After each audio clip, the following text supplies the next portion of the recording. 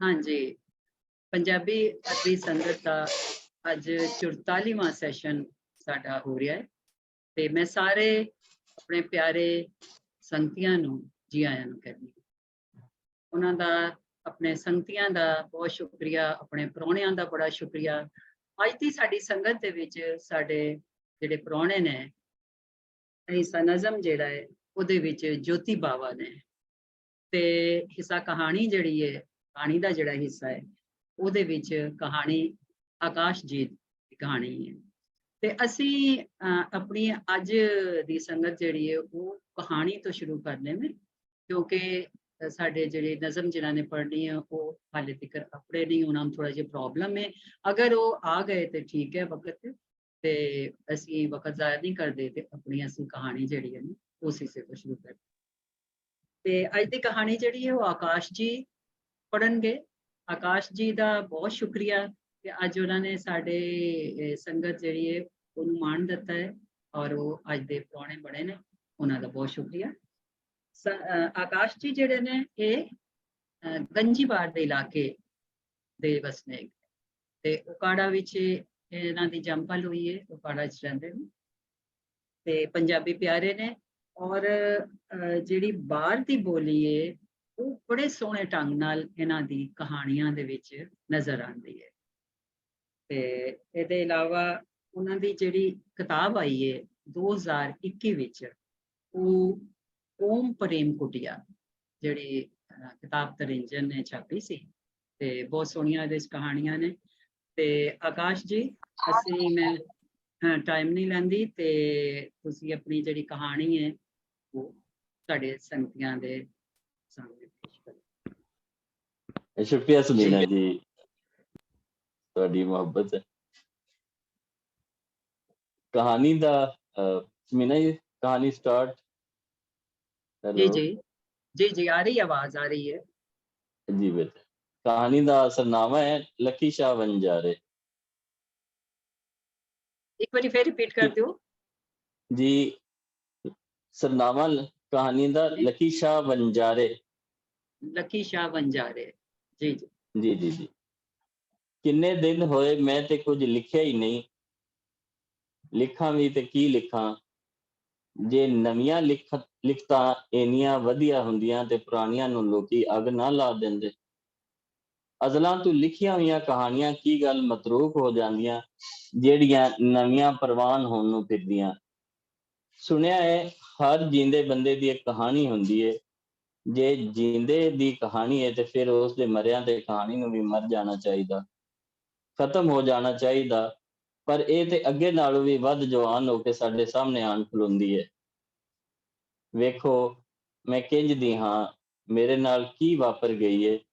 ਇਹ ਕਹਾਣੀ ਹੈ ਜਿਹੜੀ ਸਾਨੂੰ ਘੜੀ ਮੁੜੀ ਯਾਦ ਕਰਵਾਉਂਦੀ ਹੈ। ਇੱਕ ਹਿਟਲਰ ਸੀ ਤੇ ਉਸ ਤੋਂ ਪਹਿਲੇ ਸਿਕੰਦਰ ਆਜ਼ਮ ਵੀ ਹੋ ਚੁੱਕਿਆ ਹੈ। ਇੱਕ ਚੰਗੇਜ਼ ਖਾਨ ਸੀ ਜਿਸ ਖੋਪੜੀਆਂ ਦੇ ਮੀਨਾਰ ਬਣਾਏ। ਨਿੱਕੇ ਹੁੰਦਿਆਂ ਇਹੋ ਜਿਹੀਆਂ ਕਹਾਣੀਆਂ ਸੁਣ ਕੇ ਡਰ ਜਾਂਦੇ ਸਾਂ। ਅੱਜ ਸਾਡੀਆਂ ਅੱਖਾਂ ਦੇ ਸਾਹਮਣੇ ਵਾਪਰ ਰਹੀਆਂ, ਸਾਨੂੰ ਬੁਰਾ ਡਰ ਨਹੀਂ ਲੱਗਦਾ, ਸਗੋਂ ਇੰਜੋਏ ਕਰਦੇ ਹਾਂ ਵੇਖ ਕੇ, ਖੁਸ਼ ਹੁੰਦੇ ਹਾਂ ਤੇ ਤਾੜੀਆਂ ਵੀ ਵਜਾਉਂਦੇ ਹਾਂ ਜਦੋਂ ਕਾਬਲ ਤੇ ਕੰਧਾਰ ਵਿੱਚ ਲੱਥੇ ਹੋਏ ਸਿਰਾਂ ਨਾਲ ਜਵਾਨ ਫੁੱਟਬਾਲ ਖੇਡਦੇ ਹਨ।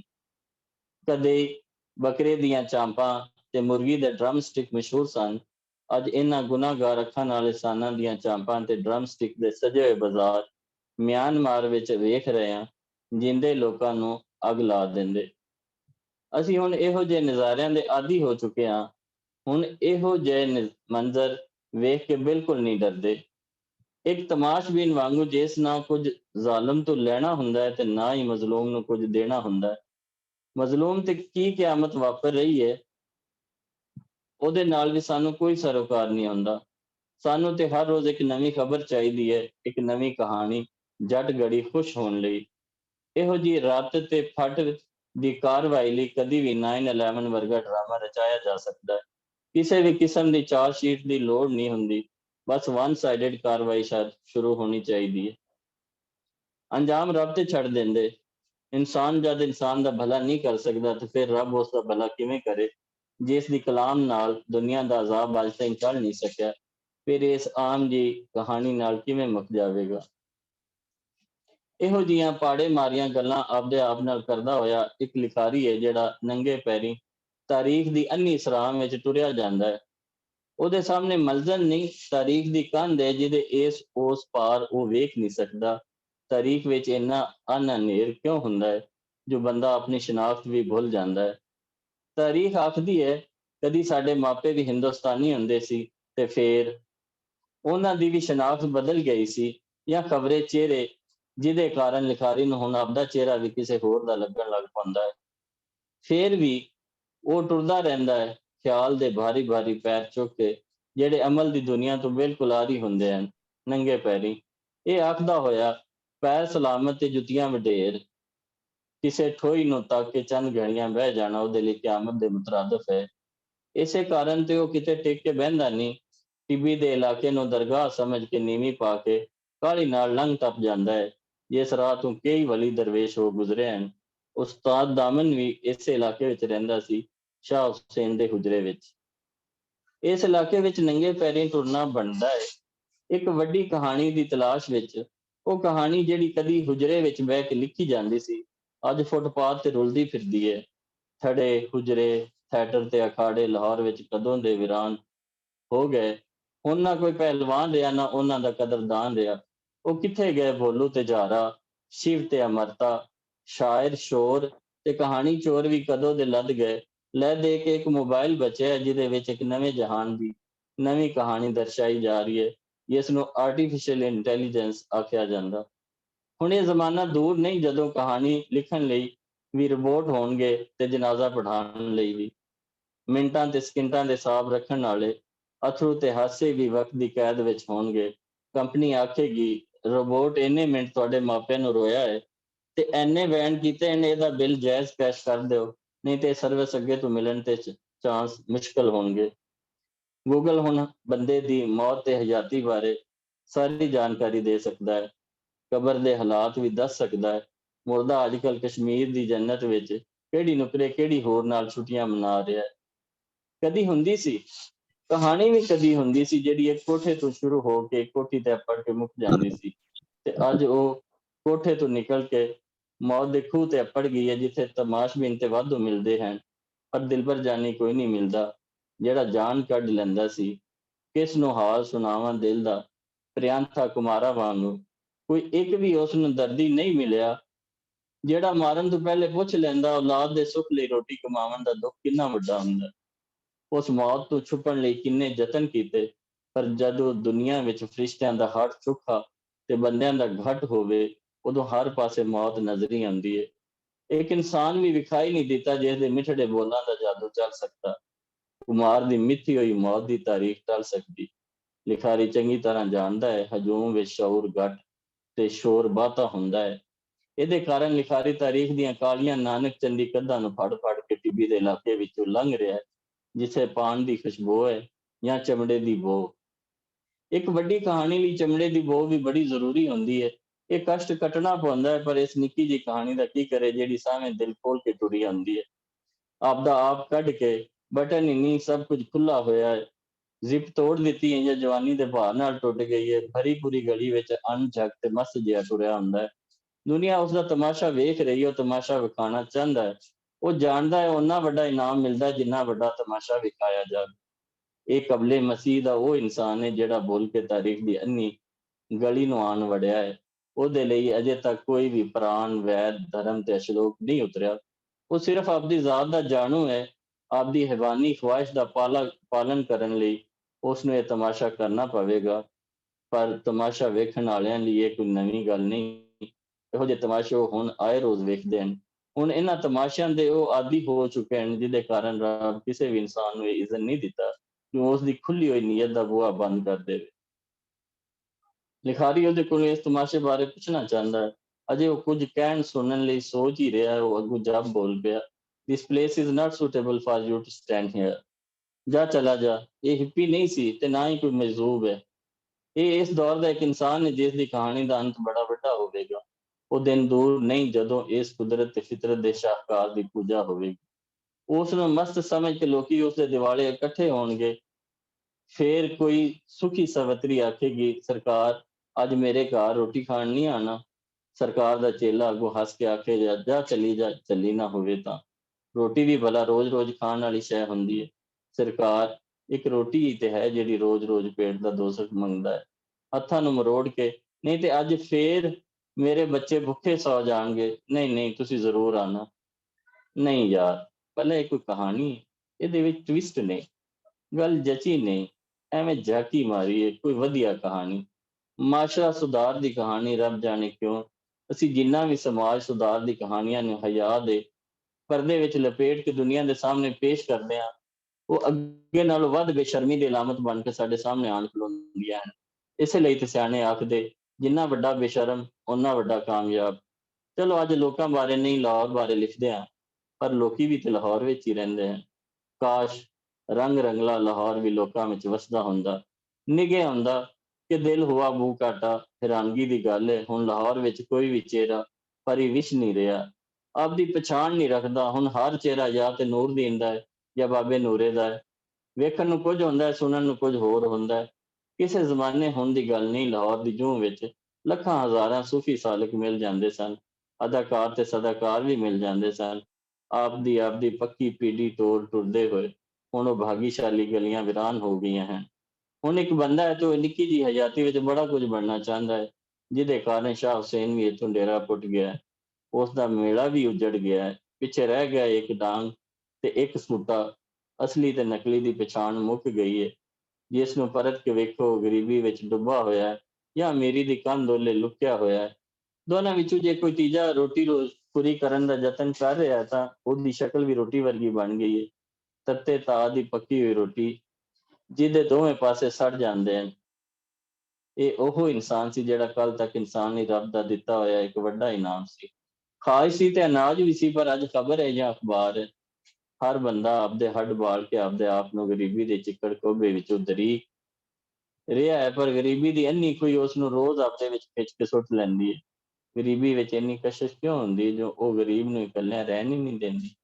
ਉਦਾਸ ਹੋ ਜਾਂਦੀ ਉਸ ਪਾਪੜ ਵੇਚਣ ਵਾਲੇ ਵਾਂਗੂ ਜਿਹਦੀ ਗਰੀਬੀ ਨੇ ਘੁੱਟ ਕੇ ਬਾਂਹ ਫੜੀ ਹੋਈ ਸੀ। ਉਸ ਕਈ ਵਾਰੀ ਤਰਾਨ ਮਾਰੇ ਯਤਨ ਕੀਤੇ, ਇੱਕ ਮੁੱਛ ਮਰੋੜ ਗਾਰਡ ਦੇ ਯਤਨ, ਵੀਰ ਮੇਰਿਆ ਮੈਨੂੰ ਸ਼ਾਦੀ ਹਾਲ ਵਿੱਚ ਵੜਨ ਦੇ, ਚਾਰ ਪਾਪੜ ਵਿਕ ਜਾਣਗੇ, ਮੇਰੇ ਬੱਚਿਆਂ ਦੀ ਰੋਟੀ ਬਣ ਜਾਓ।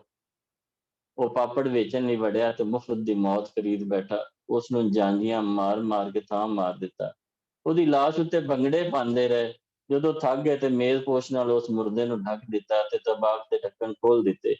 ਉਹਦੇ ਪਾਸੇ ਬੈਠੇ ਹੋਏ ਗਿੱਧ ਸਨ। ਨਹੀਂ, ਇਹ ਗਿੱਧਾਂ ਨਾਲ ਵੀ ਬੜਾ ਵੱਡਾ ਜ਼ੁਲਮ ਹੋਵੇਗਾ ਇਨਸਾਨਾਂ ਵੱਲ। ਉਹ ਤੇ ਆਪਣੀ ਸ੍ਰਿਸ਼ਟ ਅੱਜ ਵੀ ਕਾਇਮ ਦਾਇਮ ਹਨ, ਸੱਚੇ ਤੇ ਸੁੱਚੇ। ਉਹਨਾਂ ਦੇ ਸਾਹਮਣੇ ਹਜ਼ਾਰਾਂ ਦੇ ਹਿਸਾਬ ਨਾਲ ਜੀਂਦੇ ਜਾਗਦੇ ਜਾਨਵਰ ਪੱਖੂ ਫਿਰਦੇ ਨੇ, ਪਰ ਮਜਾਲ ਜੋ ਕਿਸੇ ਜੀਂਦੇ ਨੂੰ ਚਿੰਝ ਮਾਰ ਜਾਵਣ। ਉਹ ਡੰਗਰ ਦੇ ਮਰਨ ਦਾ ਇੰਤਜ਼ਾਰ ਜ਼ਰੂਰ ਕਰਦੇ ਨੇ। ਇਸੇ ਕਾਰਨ ਤੇ ਉਹਨਾਂ ਕੋਲ ਫੇਰ ਵੀ ਹਯਾ ਹੁੰਦੀ ਹੈ, ਪਰ ਇੱਕ ਇਨਸਾਨ ਹੈ ਜਿਹਦੇ ਕੋਲ ਅੱਜ ਇਹ ਵੀ ਨਹੀਂ ਰਹੀ। ਉਹਨਾਂ ਲਾਸ਼ ਨੂੰ ਦਫਨਾਵਣ ਤੇ ਦੂਰ ਦੀ ਗੱਲ, ਉਹਦੇ ਚੁੱਕੇ ਜਾਵਣ ਦਾ ਵੀ ਇੰਤਜ਼ਾਰ ਨਹੀਂ ਕੀਤਾ ਤੇ ਉਹਦੇ ਆਸੇ-ਪਾਸੇ ਬਹਿ ਕੇ ਪਾਰਟੀ ਕਰਨ ਲੱਗ ਪਏ। ਬੋਤਲਾਂ ਦੇ ਢੱਕਣ ਖੁੱਲ ਗਏ। ਅਫਸੋਸ ਹਜੂਮ ਵਿੱਚ ਇੱਕ ਵੀ ਸਗੀਰ ਜਾਂ ਕਬੀਰ ਨਹੀਂ ਸੀ, ਸਾਰੇ ਹੀ ਬੇਜ਼ਮੀਰ ਸਨ ਜਾਂ ਅਮੀਰ ਸਨ। ਹੁਣ ਇਸ ਵਾਕਿਆ ਬਾਰੇ ਜੇ ਕਹਾਣੀ ਲਿਖ ਵੀ ਦੇਵਾਂ ਤੇ ਇਹੋ ਜਿਹੀ ਘਟੀਆ ਕਹਾਣੀ ਨੂੰ ਕੌਣ ਪੜ੍ਹੇਗਾ, ਕੌਣ ਸੁਣੇਗਾ? ਇੱਕ ਗਰੀਬ ਨਿਤਾਣੇ ਦੀ ਕਹਾਣੀ, ਉਸ ਦੀ ਰੋਟੀ ਰੋਜ਼ੀ ਕਮਾਉਣ ਦੀ ਕਹਾਣੀ, ਜਿਹਦੇ ਮੂੰਹ ਵਿੱਚ ਬੰਗੜੇ ਪਾਉਣ ਵਾਲੇ ਆਖਰੀ ਬੁਰਕੀ ਵੀ ਤਰੀਕ ਲਈ ਸੀ ਉਹਦੇ ਬੱਚਿਆਂ ਦੇ ਮੂੰਹ ਵਿੱਚੋਂ।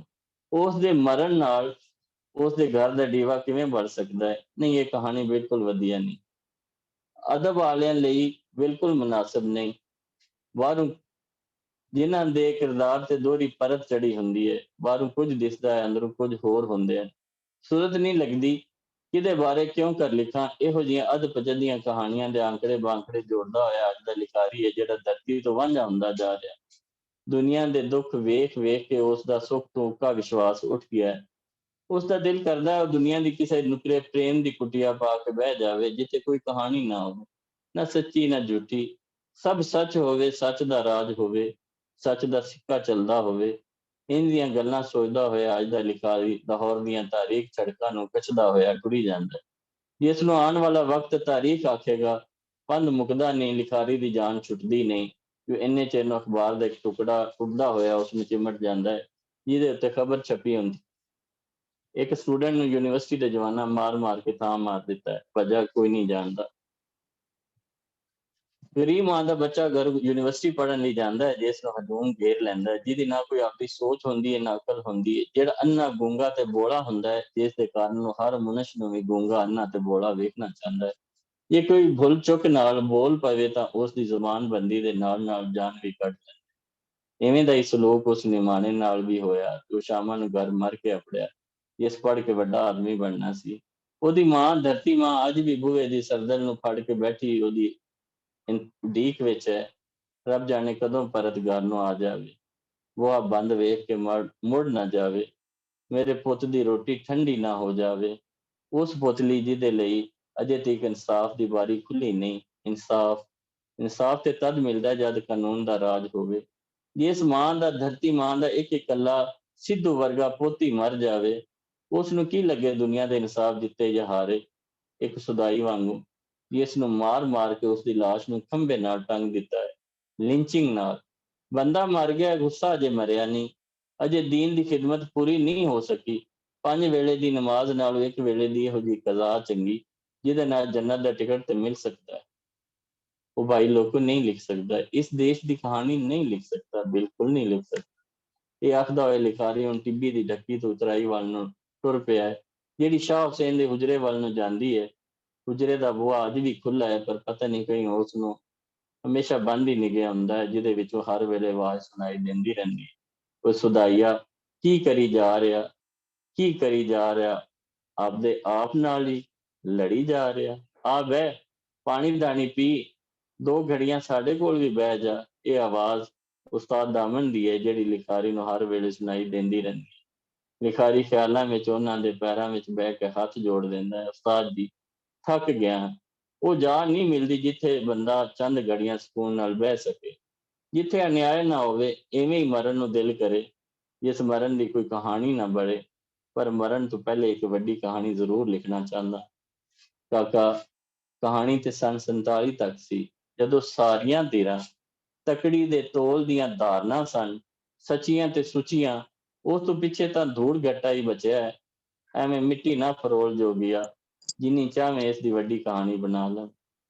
ਉਸਤਾਦ ਜੀ, ਇਹ ਨਿੱਕੀਆਂ ਨਿੱਕੀਆਂ ਕਹਾਣੀਆਂ ਮੇਰੀ ਜਾਨ ਨਹੀਂ ਛੱਡਦੀਆਂ, ਤੇ ਵੱਡੀ ਕਹਾਣੀ ਕਿਵੇਂ ਲਿਖਾਂ?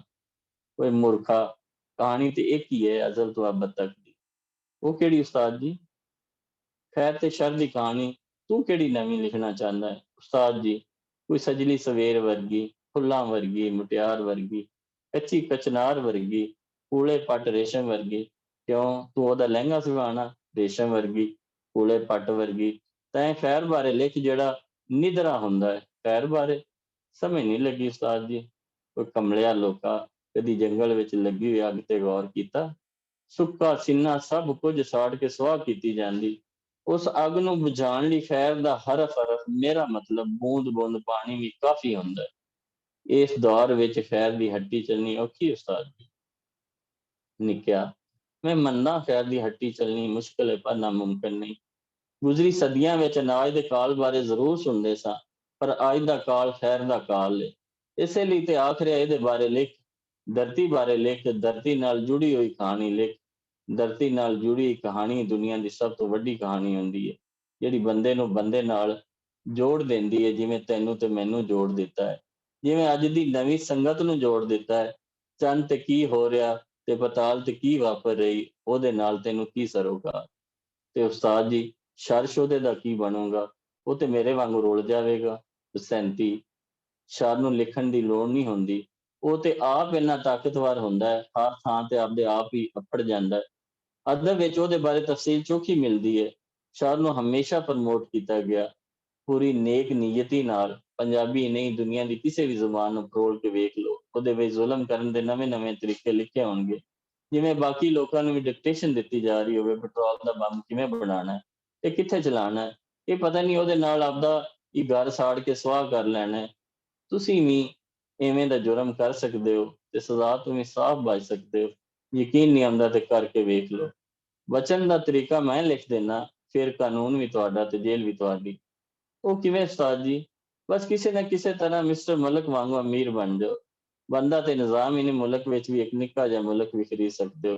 ਜਿਹਦੇ ਵਿੱਚ ਤੁਹਾਡਾ ਆਪਣਾ ਰਾਜ ਹੋਵੇਗਾ। ਉਸਤਾਦ ਜੀ, ਕਾਨੂੰਨ ਹੁੰਦਿਆਂ ਵੀ ਰਾਜ, ਗੱਲ ਦਿਲ ਨੂੰ ਲੱਗੀ ਨਹੀਂ। ਤੈਂ ਵੀ ਸੱਚਾ ਹੈ, ਪਰ ਅੰਤ ਬੁਰੇ ਦਾ ਬੁਰਾ। ਸ਼ਰ ਵਿੱਚ ਹਮੇਸ਼ਾ ਕਦਮ ਕਦਮ ਤੇ ਸਸਪੈਂਸ ਜ਼ਰੂਰ ਹੁੰਦਾ ਹੈ। ਕਾਰੀ ਦੀ ਦਿਲਚਸਪੀ ਵੀ ਬਰਕਰਾਰ ਰਹਿੰਦੀ ਹੈ, ਪਰ ਖੈਰ ਵਿਚਾਰਾ ਤੇ ਆਪਦੀ ਸਿੱਧੀ ਸੇਧ ਟੋਰ ਟੁਰਦਾ ਹੋਇਆ ਨਾ ਇੱਧਰ ਵੇਖਦਾ ਹੈ ਨਾ ਉੱਧਰ ਵੇਖਦਾ ਹੈ। ਕੋਈ ਵੀ ਕਿਸੇ ਨੂੰ ਸੱਚੀ ਜੋਟੀ ਕਹਾਣੀ ਸੁਣਾ ਦੇਵੇ, ਫੌਰਨ ਯਕੀਨ ਕਰ ਲੈਂਦਾ ਹੈ। ਮੰਨ ਜਾਂਦਾ, ਅੜੀ ਨਹੀਂ ਕਰਦਾ, ਜ਼ਿੱਦ ਨਹੀਂ ਕਰਦਾ। ਮੇਰਾ ਦੁਖੀਆ ਵੀਰ ਸੱਚਾ ਹੈ, ਦੁੱਖਾਂ ਦਾ ਮਾਰਿਆ ਹੋਇਆ ਹੈ, ਜਿਹਦੇ ਕਾਰਨ ਚੰਦ ਘੜੀਆਂ ਦੀ ਹਯਾਤੀ ਐਵੇਂ ਹੀ ਸੁੱਖ ਨਾਲ ਲੰਘ ਜਾਂਦੀ। ਉਸਤਾਦ ਦੀ ਕਹਾਣੀ ਜਚੀ ਨਹੀਂ। ਕਹਾਣੀ ਤਾਂ ਉਹ ਹੁੰਦੀ ਜਿਹਦੇ ਵਿੱਚ ਡਾਂਗ ਸੋਟਾ ਚੱਲੇ, ਮੂਰਖਾ। ਕਹਾਣੀ ਤਾਂ ਉਹ ਹੁੰਦੀ ਹੈ ਜਿਹਦੇ ਵਿੱਚ ਹਿਜਰ ਹੋਵੇ, ਵਿਸਾਲ ਹੋਵੇ, ਫਿਰਾਕ ਦੇ ਕਿੱਸੇ ਹੋਣ। ਆ ਹੀਰਾ ਮੰਡੀ ਕੱਲ ਵੀ ਸੀ ਤੇ ਅੱਜ ਵੀ ਹੈ, ਜਿੱਥੇ ਕਦੀ ਸਾਹ ਭਰੀਆਂ ਗੱਲਾਂ ਦਾ ਵਪਾਰ ਹੁੰਦਾ ਸੀ, ਅੱਜ ਵੀ ਹੁੰਦਾ ਹੈ। ਫਰਕ ਸਿਰਫ ਇੰਨਾ ਹੈ, ਹੁਣ ਉਹਨਾਂ ਖੱਲਾਂ ਦਾ ਚੰਮ ਬਣਾ ਕੇ ਜੁੱਤੀਆਂ ਬਣਾਈਆਂ ਜਾਂਦੀਆਂ ਨੇ। ਇਸੇ ਚੌਕ ਵਿੱਚ ਕਦੀ ਕੋਈ ਸਰਦੂਲ ਸਿੰਘ ਵਰਗਾ ਆਸ਼ਿਕ ਬਾਂਹ ਕੱਢ ਕੇ ਆਖਦਾ ਹੁੰਦਾ ਸੀ, ਨੂਰੀ ਤੇਰੇ ਇਸ਼ਕ ਵਿੱਚ ਮੈਂ ਆਪਦੇ ਚੰਮ ਦੀਆਂ ਜੁੱਤੀਆਂ ਸਿਵਾ ਕੇ ਦੇ ਸਕਦਾ। ਹੁਣ ਨਾ ਆਸ਼ਿਕ ਜਾਮ ਤਮਾਚੀ ਰਿਹਾ, ਨਾ ਨੂਰੀ ਰਹੀ, ਰਹਿ ਗਈਆਂ ਤੇ ਚੰਮ ਦੀਆਂ ਜੁੱਤੀਆਂ, ਜਿਹਦੇ ਨਾਲ ਸਾਰਾ ਅੰਦਰੂਨ ਬੈਰੂਨ ਭਰਿਆ ਪਿਆ। ਉਹਨਾਂ ਨੂੰ ਹੰਡਾਵਣ ਕਰਨ ਇੱਕ ਉਮਰੇ ਨਾ ਤਮਾਮ ਚਾਹੀਦੀ ਹੈ।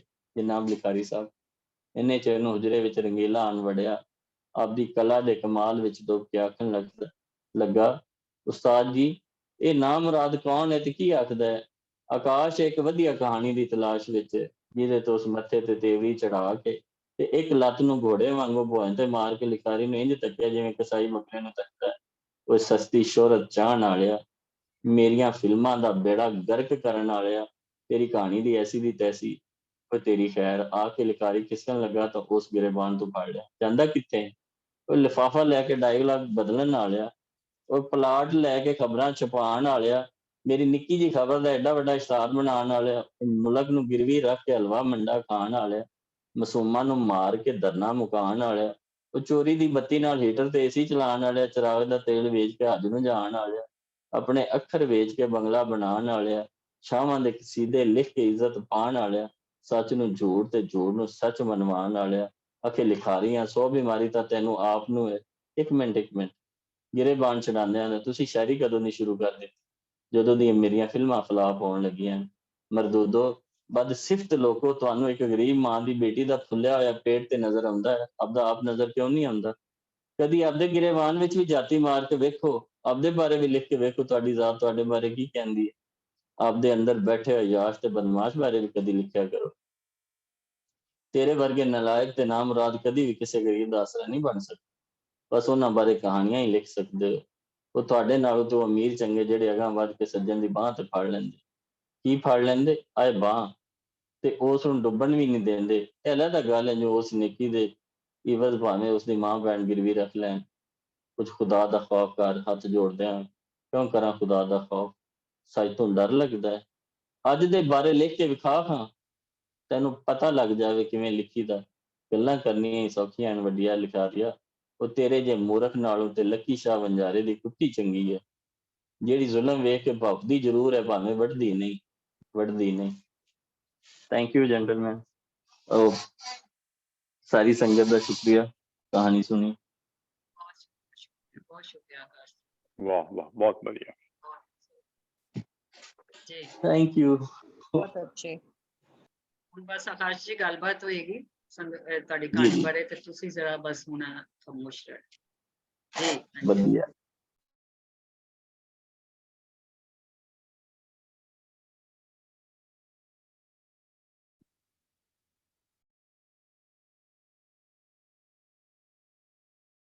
जी, कैसी लगी है कहानी आकाश जी दी?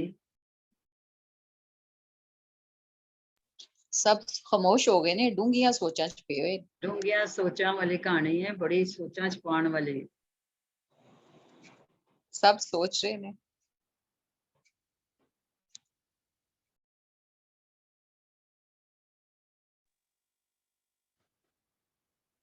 ਸਮੀਨਾ ਜੀ, ਮੈਂ ਬੋਲਾਂ? जी जी जी जरूर हरप्रीत जी। ਅਸਲ ਦੇ ਵਿੱਚ ਮੈਨੂੰ ਇਹ ਤਾਂ ਨਹੀਂ ਪਤਾ ਲੱਗਾ ਕਿ ਇਹ ਕਹਾਣੀ ਹੈ ਜਾਂ ਕਹਾਣੀ ਨਹੀਂ ਹੈ, ਪਰ ਮੈਨੂੰ ਹਕੀਕਤ ਇੰਨੀ ਜ਼ਿਆਦਾ ਇਸ ਦੇ ਵਿੱਚ ਨਜ਼ਰ ਆਈ, ਔਰ ਕੀ ਕਹਿ ਸਕਦੇ ਆ ਕਿ ਇਹਨੇ ਇੰਨਾ ਕੁ ਇਮੋਸ਼ਨਲ ਕਰ ਦਿੱਤਾ, ਜਾਂ ਇੰਨੀ ਕੁ ਮਤਲਬ ਵਰਡ ਵੀ ਮੈਨੂੰ ਸਮਝ ਨਹੀਂ ਆ ਰਹੇ ਹੁਣ ਕਹਿਣ ਲਈ, ਕਿ ਜਾਂ ਤਾਂ ਮਨੁੱਖ ਨੂੰ ਉਸਦੇ ਖੁਦ ਦੇ ਰੂਬਰੂ ਕਰ ਦਿੱਤਾ ਜੋ ਅੱਜ ਦੀ ਅਸਲੀਅਤ ਹੈ। ਬਿਲਕੁਲ ਮਤਲਬ ਜਿਵੇਂ ਸ਼ੀਸ਼ਾ ਦਿਖਾ ਦਿੱਤਾ ਕਹੋ, ਕਿ ਅਸਲੀਅਤ ਦੇ ਵਿੱਚ ਜੋ ਕੁਝ ਵੀ ਵਾਪਰ ਰਿਹਾ ਹੈ, ਜੋ ਕੁਝ ਵੀ ਵਰਤਾਰੇ ਹਨ, ਜਾਂ ਜੋ ਕੁਝ ਵੀ ਇਨਸਾਨ ਦੇ ਵਿੱਚ ਬਦਲਾਅ ਆਇਆ ਹੈ, ਉਹ ਸਾਰਾ ਕੁਝ ਹੀ ਦੱਸਿਆ। ਔਰ ਇਹ ਬਹੁਤ ਮੈਨੂੰ ਪਰੇਸ਼ਾਨ ਕਰਨ ਵਾਲਾ ਹੈ, ਕਿਉਂਕਿ ਮੈਨੂੰ ਲੱਗਦਾ ਹੈ ਕਿ ਅਸੀਂ ਪਤਾ ਨਹੀਂ ਕਿੱਥੋਂ ਕਿੱਥੇ ਜਾ ਰਹੇ ਹਾਂ। ਇੱਕ ਸਭਿਅਤਾ ਦੇ ਤੌਰ ਤੇ ਜਿੱਥੇ ਸਾਡੀ ਪਛਾਣ ਸੀਗੀ, ਕਿਉਂਕਿ ਥੋੜੀ ਜੀ ਆਊਟ ਆਫ ਕੰਟੈਕਸਟ ਗੱਲ ਕਰਦੀ ਹਾਂ ਕਿ ਪੰਜਾਬ ਦੇ ਵਿੱਚ ਅੱਜ ਕੱਲ ਬਹੁਤ ਮਸਲਾ ਚੱਲ ਰਿਹਾ ਹੈ ਕਿ ਜਿਹੜੇ ਯੂਪੀ ਤੋਂ ਮਾਈਗ੍ਰੈਂਟ ਆਉਂਦੇ ਨੇ ਲੇਬਰਰਸ, ਉਹਨਾਂ ਨੂੰ ਭਜਾਇਆ ਜਾਵੇ ਤੇ ਪੰਜਾਬ ਵਿੱਚ ਨਾ ਰੱਖਿਆ ਜਾਵੇ। ਔਰ ਅੱਜ ਹੀ ਕਿਸੇ ਨੇ ਇੱਕ ਗੱਲ ਸ਼ੇਅਰ ਕੀਤੀ ਕਿ ਕੋਈ ਪੰਜਾਬੀ ਆਪਣੇ ਕੰਮ ਕਰਦੇ ਬੰਦੇ ਨੂੰ ਕੈਨੇਡਾ ਲੈ ਗਿਆ, ਤੇ ਤੁਸੀਂ ਯਕੀਨ ਨਹੀਂ ਕਰੋਗੇ ਕਿ ਲੋਕ ਸੋਸ਼ਲ ਮੀਡੀਆ ਤੇ ਉਸ ਬੰਦੇ ਨੂੰ ਲਾਹਨਤਾਂ ਪਾ ਰਹੇ ਨੇ। ਮਤਲਬ ਮੈਨੂੰ ਉਦੋਂ ਵੀ ਉਸੇ ਮੋਡ ਦੇ ਵਿੱਚ ਮੇਰਾ ਮਾਈਂਡ ਚੱਲ ਰਿਹਾ ਸੀ, ਮੈਨੂੰ ਨਹੀਂ ਸਮਝ ਆਈ ਵੀ ਉਹਨੇ ਕੀ ਮਾੜਾ ਕੀਤਾ, ਤੇ ਅਸੀਂ ਕਿਸ ਦੌਰ ਦੇ ਵਿੱਚੋਂ ਗੁਜ਼ਰ ਰਹੇ ਹਾਂ ਜਿੱਥੇ ਅਸੀਂ ਕਿਸੇ ਦੀ ਚੰਗਿਆਈ ਨੂੰ ਨਾ ਸੁਣ ਸਕਦੇ ਹਾਂ, ਨਾ ਬਰਦਾਸ਼ਤ ਕਰ ਸਕਦੇ ਹਾਂ। ਤੇ ਇਹਨਾਂ ਦੇ ਇਸ ਕਹਾਣੀ ਨੇ, ਜਾਂ ਜੋ ਵੀ ਇਹਨਾਂ ਨੇ ਡਿਸਕਸ ਕੀਤਾ, ਉਹਨੇ ਮਤਲਬ ਮੇਰਾ ਜਿਹੜਾ ਪਹਿਲਾਂ ਹੀ ਕੁਝ ਵਿਗੜਿਆ ਹੋਇਆ ਤਵਾਜ਼ਨ ਸੀ, ਉਸਨੂੰ ਥੋੜਾ ਜਿਹਾ ਹੋਰ ਹਿਲਾ ਦਿੱਤਾ ਹੈ। ਸੋ ਬਹੁਤ ਬਖੂਬੀ ਹਕੀਕਤ ਨੂੰ ਬਿਆਨ ਕੀਤਾ, ਪਰ ਹਾਂ ਮੈਨੂੰ ਇਸ ਚ ਕਹਾਣੀ ਵਾਲੀ ਗੱਲ ਨਹੀਂ ਲੱਗੀ, ਮਤਲਬ ਲੇਖ ਟਾਈਪ, ਨਿਬੰਧ ਟਾਈਪ ਜ਼ਿਆਦਾ ਲੱਗੀ ਇਹ ਗੱਲ। ਆਤਮਾ ਨੂੰ ਜ਼ਰੂਰ ਹੁੰਦੀ ਹੈ, ਇਸ ਵਿੱਚ ਕੋਈ ਸ਼ੱਕ ਨਹੀਂ ਹੈ, ਪਰ ਅਫਸਾਨਾ ਦੀ ਤਰ੍ਹਾਂ ਸ਼ਾਇਦ ਮੈਨੂੰ ਨਹੀਂ ਲੱਗੀ, ਹੋ ਸਕਦਾ ਮੈਂ ਗਲਤ ਹੋਵਾਂ, ਮੈਂ ਇਹ ਨਹੀਂ ਕਹਿੰਦੀ, ਪਰ ਬਹੁਤ ਹੀ ਡੂੰਘੀਆਂ ਗੱਲਾਂ ਨੇ ਤੇ ਦਿਲ ਨੂੰ ਬਿਲਕੁਲ ਹਿਲਾ ਦੇਣ ਵਾਲੀਆਂ। ਜੀ ਸ਼ੁਕਰੀਆ ਜੀ, ਬਹੁਤ ਸ਼ੁਕਰੀਆ ਹਰਪ੍ਰੀਤ ਜੀ। ਹਾਂਜੀ ਹਾਂਜੀ ਸਮੀਨਾ ਜੀ, ਮੈਂ ਨਾ ਜੀ ਮੈਂ ਨਾ ਹਰਪ੍ਰੀਤ ਜੀ ਨੂੰ ਉਹਦਾ ਥੋੜਾ ਜਿਹਾ ਮੈਂ ਐਕਸਪਲੇਨ ਕਰਨਾ ਚਾਹਨੀ ਹਾਂ ਕਿ ਆਕਾਸ਼ ਜੀ ਦੀ ਇਹ ਕਹਾਣੀ ਜਿਹੜੀ ਹੈ ਨਾ, ਇਹ ਕਹਾਣੀ ਹੀ ਦੀ ਇੱਕ ਕਿਸਮ ਹੈ, ਇਹਨੂੰ ਨੈਸਟਡ ਨਰੇਸ਼ਨ ਕਹਿੰਦੇ ਨੇ। ਤੇ ਫਰੇਮ ਸਟੋਰੀ ਚ ਇਹ ਲਿਖੀ ਜਾਂਦੀ, ਤੇ ਫਰੇਮ ਸਟੋਰੀ ਚ ਬਹੁਤ ਸਾਰੀਆਂ ਕਹਾਣੀਆਂ ਲੁਕੀਆਂ ਹੁੰਦੀਆਂ ਨੇ। ਜਿਵੇਂ ਕਿ ਇਹਨਾਂ ਦੀ ਇਹ ਕਹਾਣੀ ਹੈ, ਜਿਹਦੇ ਚ ਸਾਨੂੰ ਬਹੁਤ ਸਾਰੀਆਂ ਕਹਾਣੀਆਂ ਨਜ਼ਰ ਆ ਰਹੀਆਂ ਨੇ, ਬਹੁਤ ਸਾਰੇ ਕਿਰਦਾਰ ਨਜ਼ਰ ਆ ਰਹੇ ਨੇ, ਤੇ ਹਰ ਕਿਰਦਾਰ ਦੀ ਆਪਣੀ ਇੱਕ ਬਿਲਕੁਲ ਬੀਬਾ ਜੀ, ਸ਼ਾਇਦ ਉਸੇ ਕਰਕੇ ਮੈਂ ਇੰਨਾ ਜ਼ਿਆਦਾ ਮਤਲਬ ਮਾਨਸਿਕ ਤੌਰ ਤੇ ਉਲਝ ਗਈ, ਇੱਕ ਗੱਲ ਨੂੰ ਸਮਝਦੇ ਹੋਏ ਦੂਸਰੀ ਗੱਲ, ਮਤਲਬ ਮੈਨੂੰ ਏਦਾਂ ਲੱਗਾ ਕਿ ਜਿੱਦਾਂ ਸਾਰਾ ਕੁਝ ਸਾਹਮਣੇ ਵਾਪਰ ਰਿਹਾ ਹੈ। ਜੀ ਜੀ, ਮੈਂ ਤਲਤ ਜੀ ਬੋਲ ਰਹੀ ਹਾਂ, ਬੀਬਾ ਜੀ ਜਿਹੜੇ ਨੇ ਉਹ ਸਾਡੇ ਜੀ ਜੀ ਤਲਤ ਜੀ, ਜੀ ਤਲਤ ਜੀ, ਥੈਂਕ ਯੂ। ਹਾਂਜੀ ਥੈਂਕ ਯੂ। ਮੈਂ ਇਹ ਕਹਿ ਰਹੀ ਸੀ ਕਿ ਇਹ ਇੱਕ ਕਹਾਣੀ ਦੀ ਹੀ ਕਿਸਮ ਹੈ, ਨੈਸਟਡ ਨਰੇਸ਼ਨ ਇਹਨੂੰ ਕਹਿੰਦੇ ਨੇ, ਨੈਰੇਟਿਵ ਫਾਰਮ ਚ ਲਿਖੀ ਗਈ ਹੈ। ਤੇ ਇਹਦੇ ਵਿੱਚ ਸਾਨੂੰ ਇਹ ਜਿਹੜੀਆਂ ਨੇ ਨਾ ਕਹਾਣੀਆਂ ਆਪਣੇ ਆਲੇ ਦੁਆਲੇ ਹੀ ਘੁੰਮਦੀਆਂ ਨਜ਼ਰ ਆਉਂਦੀਆਂ ਨੇ, ਤੇ ਮਜਬੂਰ ਕਰਦੀਆਂ ਨੇ ਕਿ ਉਹਨਾਂ ਤੇ ਲਿਖਿਆ ਜਾਏ, ਪਰ ਅਸੀਂ ਬਾਜ਼ ਔਕਾਤ ਨਹੀਂ ਲਿਖਦੇ, ਪਰ ਅਕਸਰ ਨਹੀਂ ਲਿਖਦੇ, ਔਰ ਕੰਨ ਲਵੇਟ ਕੇ ਇੱਧਰ ਉੱਧਰ ਹੋ ਜਾਂਦੇ ਆ, ਟੁਰ ਜਾਂਦੇ ਆ, ਤੇ ਸਾਡੀ ਜ਼ੁਬਾਨ ਜਿਹੜੀ ਆ ਗੁੰਗ ਹੋ ਜਾਂਦੀ ਹੈ, ਤੇ ਕਲਮ ਸਾਡਾ ਜਿਹੜਾ ਉਹ ਸੁੱਕ ਜਾਂਦਾ ਹੈ।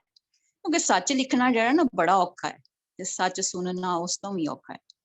ਤੇ ਬੁੱਲਾਂ ਨੂੰ ਕਹਿੰਦੇ ਨਾ, ਸੀ ਲਵੋ ਤੇ ਅੱਖਾਂ ਚੁੰਨੀਆਂ ਕਰ ਲੋ, ਕੰਨ ਲਵੇਟ ਲੋ, ਤੇ ਉਹੀ ਲਿਖੋ ਜਿਹੜਾ ਵਿਕਦਾ ਹੈ। ਅੱਜ ਕੱਲ ਤੇ ਇਹੀ ਹੋ ਰਿਹਾ। ਤੇ ਇਹ ਜਿਹੜਾ ਕਹਿੰਦੇ ਨੇ ਨਾ ਕਿ ਕਚਨਾਰ ਵਰਗੀ, ਸੱਜਲ ਸਵੇਰ ਵਰਗੀ, ਸਜਲੀ ਸਵੇਰ ਵਰਗੀ ਤੇ ਰੇਸ਼ਮ ਵਰਗੀ, ਇਹ ਹੁਣ ਇੱਥੇ ਇਸ ਸਮਾਜ ਵਿੱਚ ਜਿਸ ਸਮਾਜ ਦਾ ਇਹਨਾਂ ਨੇ ਸਾਰਾ ਕੰਪੈਰੀਜ਼ਨ ਕੀਤਾ ਹੈ, ਉਹ ਇਹ ਸਮਾਜ ਤੇ ਸਾਡਾ ਜਿਹੜਾ ਨਾ ਹੁਣ ਥ੍ਰਿਲਰ ਹੈ, ਉਹੀ ਚੱਲਦਾ ਪਿਆ, ਤੇ ਉਹੀ ਵਿਕਦਾ ਹੈ, ਉਹਦੀ ਮੰਗ ਹੈ। ਤੇ ਡੰਗ ਸੋਟਾ ਚਲਾ ਲਓ, ਮੱਖੀ ਤੇ ਮੱਖੀ ਮਾਰ ਲਓ, ਡੰਗ ਟਪਾਓ ਸੌਖਾ ਖਾਓ। ਤੇ ਲੇਕਿਨ ਇਹਨਾਂ ਨੇ ਬਹੁਤ ਸੋਹਣਾ ਲਿਖਿਆ, ਬਹੁਤ ਟੱਚੀ ਹੈ, ਸਮਾਜੀ ਤਰੋ ਹੈ, ਉਹਦੇ ਬਾਰੇ ਚ ਲਿਖਿਆ ਹੈ, ਔਰ ਮੁਖਤਲਿਫ ਕਿਸਮ ਦੀਆਂ ਉਹਨਾਂ ਨੂੰ ਇੱਕ ਉਹਦੇ ਵਿੱਚ ਇਕੱਠਾ ਕਰ ਦਿੱਤਾ ਹੈ, ਤੇ ਇਮੋਸ਼ਨਲ ਹੈ ਵੈ।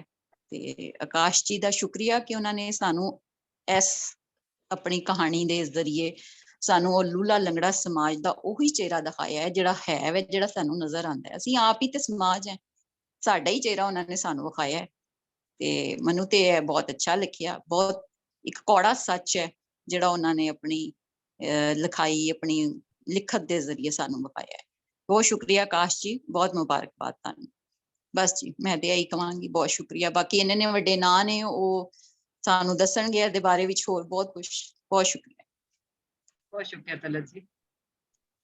हाँ जी मैं दो कमेंट करना चाहूँगा जी जी चीज अकल के मुताबिक जी जी बड़ी स्टार्क रियलिटी जी है ऑन गोइंग करंट जी है उन्होंने आकाश जी ने बयान किया है और बड़ा ही करंट रियलिटी है और बड़ी रिलेटेबल है। तुसी सज्जे खब्बे ਹੁਣ ਵਾਪਰਦਾ ਵੇਖਦੇ ਪਏ ਹੋ ਔਰ ਜਿਹੜੀ ਸਾਡੀ ਜਨਰੇਸ਼ਨ ਹੈ ਜਿਹਦੇ ਚ ਅਸੀਂ ਇਸ ਲੈ ਗਏ ਹਾਂ 40 50s ਦੇ ਤੇ ਅਸੀਂ ਜਿਹੜਾ ਬਿਫੋਰ ਸੋਸ਼ਲ ਮੀਡੀਆ ਤੇ ਬਿਫੋਰ 에ਅਰ ਕੰਡੀਸ਼ਨ ਜਿਹੜਾ ਸਾਡਾ ਕਲਚਰ ਸੀ ਤੇ ਉਹਦੇ ਬਾਅਦ ਹੁਣ ਜਿਹੜਾ ਰੈਲਤ ਤੇ ਚੱਲ ਤੇ ਸਾਡੀ ਅਸੀਂ ਕੰਪੈਰੀਜ਼ਨ ਕਰਨੇ ਆ ਤੇ ਉਹ ਨਾ ਚਾਹੁੰਦੇ ਆ ਵੀ ਅਸੀਂ ਨਾ ਰੋਮਾਂਟਿਸਿਜ਼ਮ ਚ ਨਾ ਆਪਣੇ ਆਪ ਨੂੰ ਕੈਦ ਕਰ ਲੈਨੇ ਆ। ਉਹ ਰੋਮਾਂਟਿਸਿਜ਼ਮ in a literary sense के literature sense ਦੇ ਵਿੱਚ ਕਿ ਜਿਵੇਂ ਥੋੜਾ ਜਿਹਾ ਨੋਸਟੈਲਜਿਕ ਹੋ ਜਾਣਾ ਔਰ ਨੋਸਟੈਲਜੀਆ ਦਾ ਥੋੜਾ ਜਿਹਾ ਬੰਦਾ ਮਹਿਸੂਸ ਕਰਦਾ ਹੈ ਕਿ ਯਾਰ ਉਹ ਬਿਹਤਰ ਸੀ ਲੇਕਿਨ having heard him talking about this stark reality and this change the unfortunate reality is ਕਿ ਇਹ ਤਬਦੀਲੀ ਹੈ ਇਹਨੇ ਹੋ ਕੇ ਰਹਿਣਾ ਮੇਰੀ ਨਕੀਜ਼ ਰਾਏ ਦੇ ਵਿੱਚ ਔਰ ਇਹਨੂੰ ਕੋਈ ਰੋਕ ਨਹੀਂ ਸਕਦਾ ਔਰ ਇਹ ਬਾਕੀ ਹੋਰ ਸਾਰੀਆਂ ਬੁਰਾਈਆਂ ਦੇ ਨਾਲ ਜਿਹੜੀ ਸਾਡੀ ਚੱਲਤ ਦੇ ਜਿਹੜੀ ਚੇਂਜ ਆ ਰਹੀ ਹੈ ਟੈਕਨੋਲੋਜੀ ਦੇ ਨਾਲ ਉਹ ਇੰਝ ਹੀ ਚੱਲੇਗੀ। ਜੋ ਵਕਤ ਲੰਘੇਗਾ ਜੋ ਆਲਟਰਨੇਸ਼ਨ ਆਫ ਜਨਰੇਸ਼ਨਸ ਹੋਏਗੀ ਇੱਕ ਵਕਤ ਆਏਗਾ ਕਿ ਲੋਕਾਂ ਨੂੰ ਇਹ ਕੰਪੈਰੀਜ਼ਨ ਵੀ ਨਜ਼ਰ ਨਹੀਂ ਆਏਗਾ ਜਿਹੜਾ ਆਕਾਸ਼ ਨੇ ਬਿਆਨ ਕੀਤਾ ਔਰ ਇੱਕ ਲਾਈਨ ਮੈਨੂੰ ਬੜੀ ਕੈਪਚਰ ਕੀਤੀ ਇਹਨਾਂ ਨੇ ਕਿ ਜਿਹੜਾ ਕਰਾਊਡ ਹੁੰਦਾ ਹੈ ਉਹਦੇ ਸ਼ੌਰ ਨਹੀਂ ਹੁੰਦਾ ਤੇ ਸ਼ੋਰ ਹੁੰਦਾ ਤੇ ਸ਼ੌਰ ਨਹੀਂ ਹੁੰਦਾ ਤੇ ਇੰਨਾ ਮੈਂ ਕਹਿਣਾ ਚਾਹਾਂਗਾ ਬਸ। Thank you. बहुत शुक्रिया सईद जी। मैं थोड़ी हाँ जी गल जी। करा जी। जी जी जी अमर जी सब तो पहला ते बहुत बहुत ਵਧਾਈਆਂ ਕੰਗ੍ਰੈਚੁਲੇਸ਼ਨਸ ਆਕਾਸ਼ ਹੋਰਾਂ ਨੂੰ ਕਿ ਕਹਾਣੀ ਦਾ ਬਹੁਤ ਵੱਡਾ ਵਿਸਤਾਰ ਹੈ।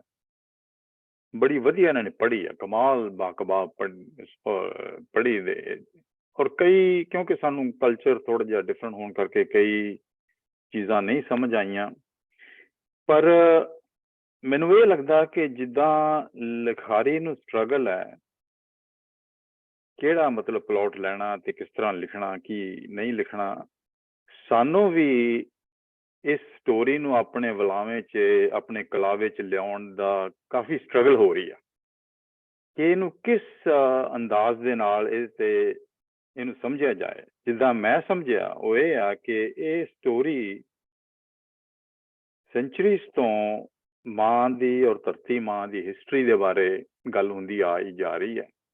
ਇਸ ਸਟੇਜ ਤੇ ਪਹੁੰਚ ਗਈ ਆ ਹੁਣ ਪੁਰਾਣੀਆਂ ਗੱਲਾਂ ਤੋਂ ਲੈ ਕੇ ਔਰ ਕਈ ਇਹਨਾਂ ਨੇ ਲਫ਼ਜ਼ ਬੜੇ ਵਧੀਆ ਯੂਜ਼ ਕੀਤੇ ਨੇ ਤਾਰੀਖ ਦੀ ਅੰਨੀ ਕੰਧ ਤੇ ਚਮੜੇ ਦੀ ਬੋ ਤੇ ਇੱਦਾਂ ਦੀਆਂ ਗੱਲਾਂ ਜਿਹੜੀਆਂ ਕੀਤੀਆਂ ਨੇ ਪਰ ਕਈ ਵਾਰ ਇਹ ਵੀ ਲੱਗਦਾ ਕਿ ਅੰਡਰਲਾਈਂਗ ਇਨਸੈਂਟਿਵ ਜਿਹੜਾ ਹੁੰਦਾ ਲਿਖਾਰੀਆਂ ਦਾ ਜਾਂ ਇਹ ਸੈਂਸੇਸ਼ਨਲਾਈਜੇਸ਼ਨ ਜਾਂ ਫੈਂਟਸੀ ਲਿਖਣ ਜਾਂ ਝੂਠੀਆਂ ਸੱਚੀਆਂ ਵਧਾ ਚੜਾ ਕੇ ਗੱਲਾਂ ਕਰਨ ਦਾ ਮਕਸਦ ਜਿਹੜਾ ਐਕਚੁਅਲੀ ਅੰਡਰਲਾਈਂਗ ਕਈ ਵਾਰੀ ਸੈਲਫ ਪ੍ਰਮੋਸ਼ਨ ਕਹਿ ਲਓ ਫਾਈਨੈਂਸ਼ੀਅਲ ਲਾਲਚ ਕਹਿ ਲਓ ਮਟੀਰੀਅਲਿਸਟਿਕ ਗੇਨ ਕਹਿ ਲਓ ਇੱਕ ਤਾਂ ਇਹ ਹੁੰਦਾ ਔਰ ਦੂਸਰੇ ਪਾਸੇ ਇਹ ਵੀ ਆ ਕਿ ਕਈਆਂ ਦਾ ਵਿਛੋੜਾ ਤੇ ਮਿਲਣ ਤੇ ਇਮੋਸ਼ਨਲ ਤੇ ਸਪਿਰਿਚੁਅਲ ਆਈਡੀਅਲਿਜ਼ਮ ਦੀਆਂ ਗੱਲਾਂ ਸੋ ਮੇਰੇ ਖਿਆਲ ਇਹ ਵੀ ਆਪਸ ਕੰਪੈਰੀਜ਼ਨ ਹੈ ਕਿ ਮਟੀਰੀਅਲਿਸਟਿਕ ਗੇਨਸ ਕਰਕੇ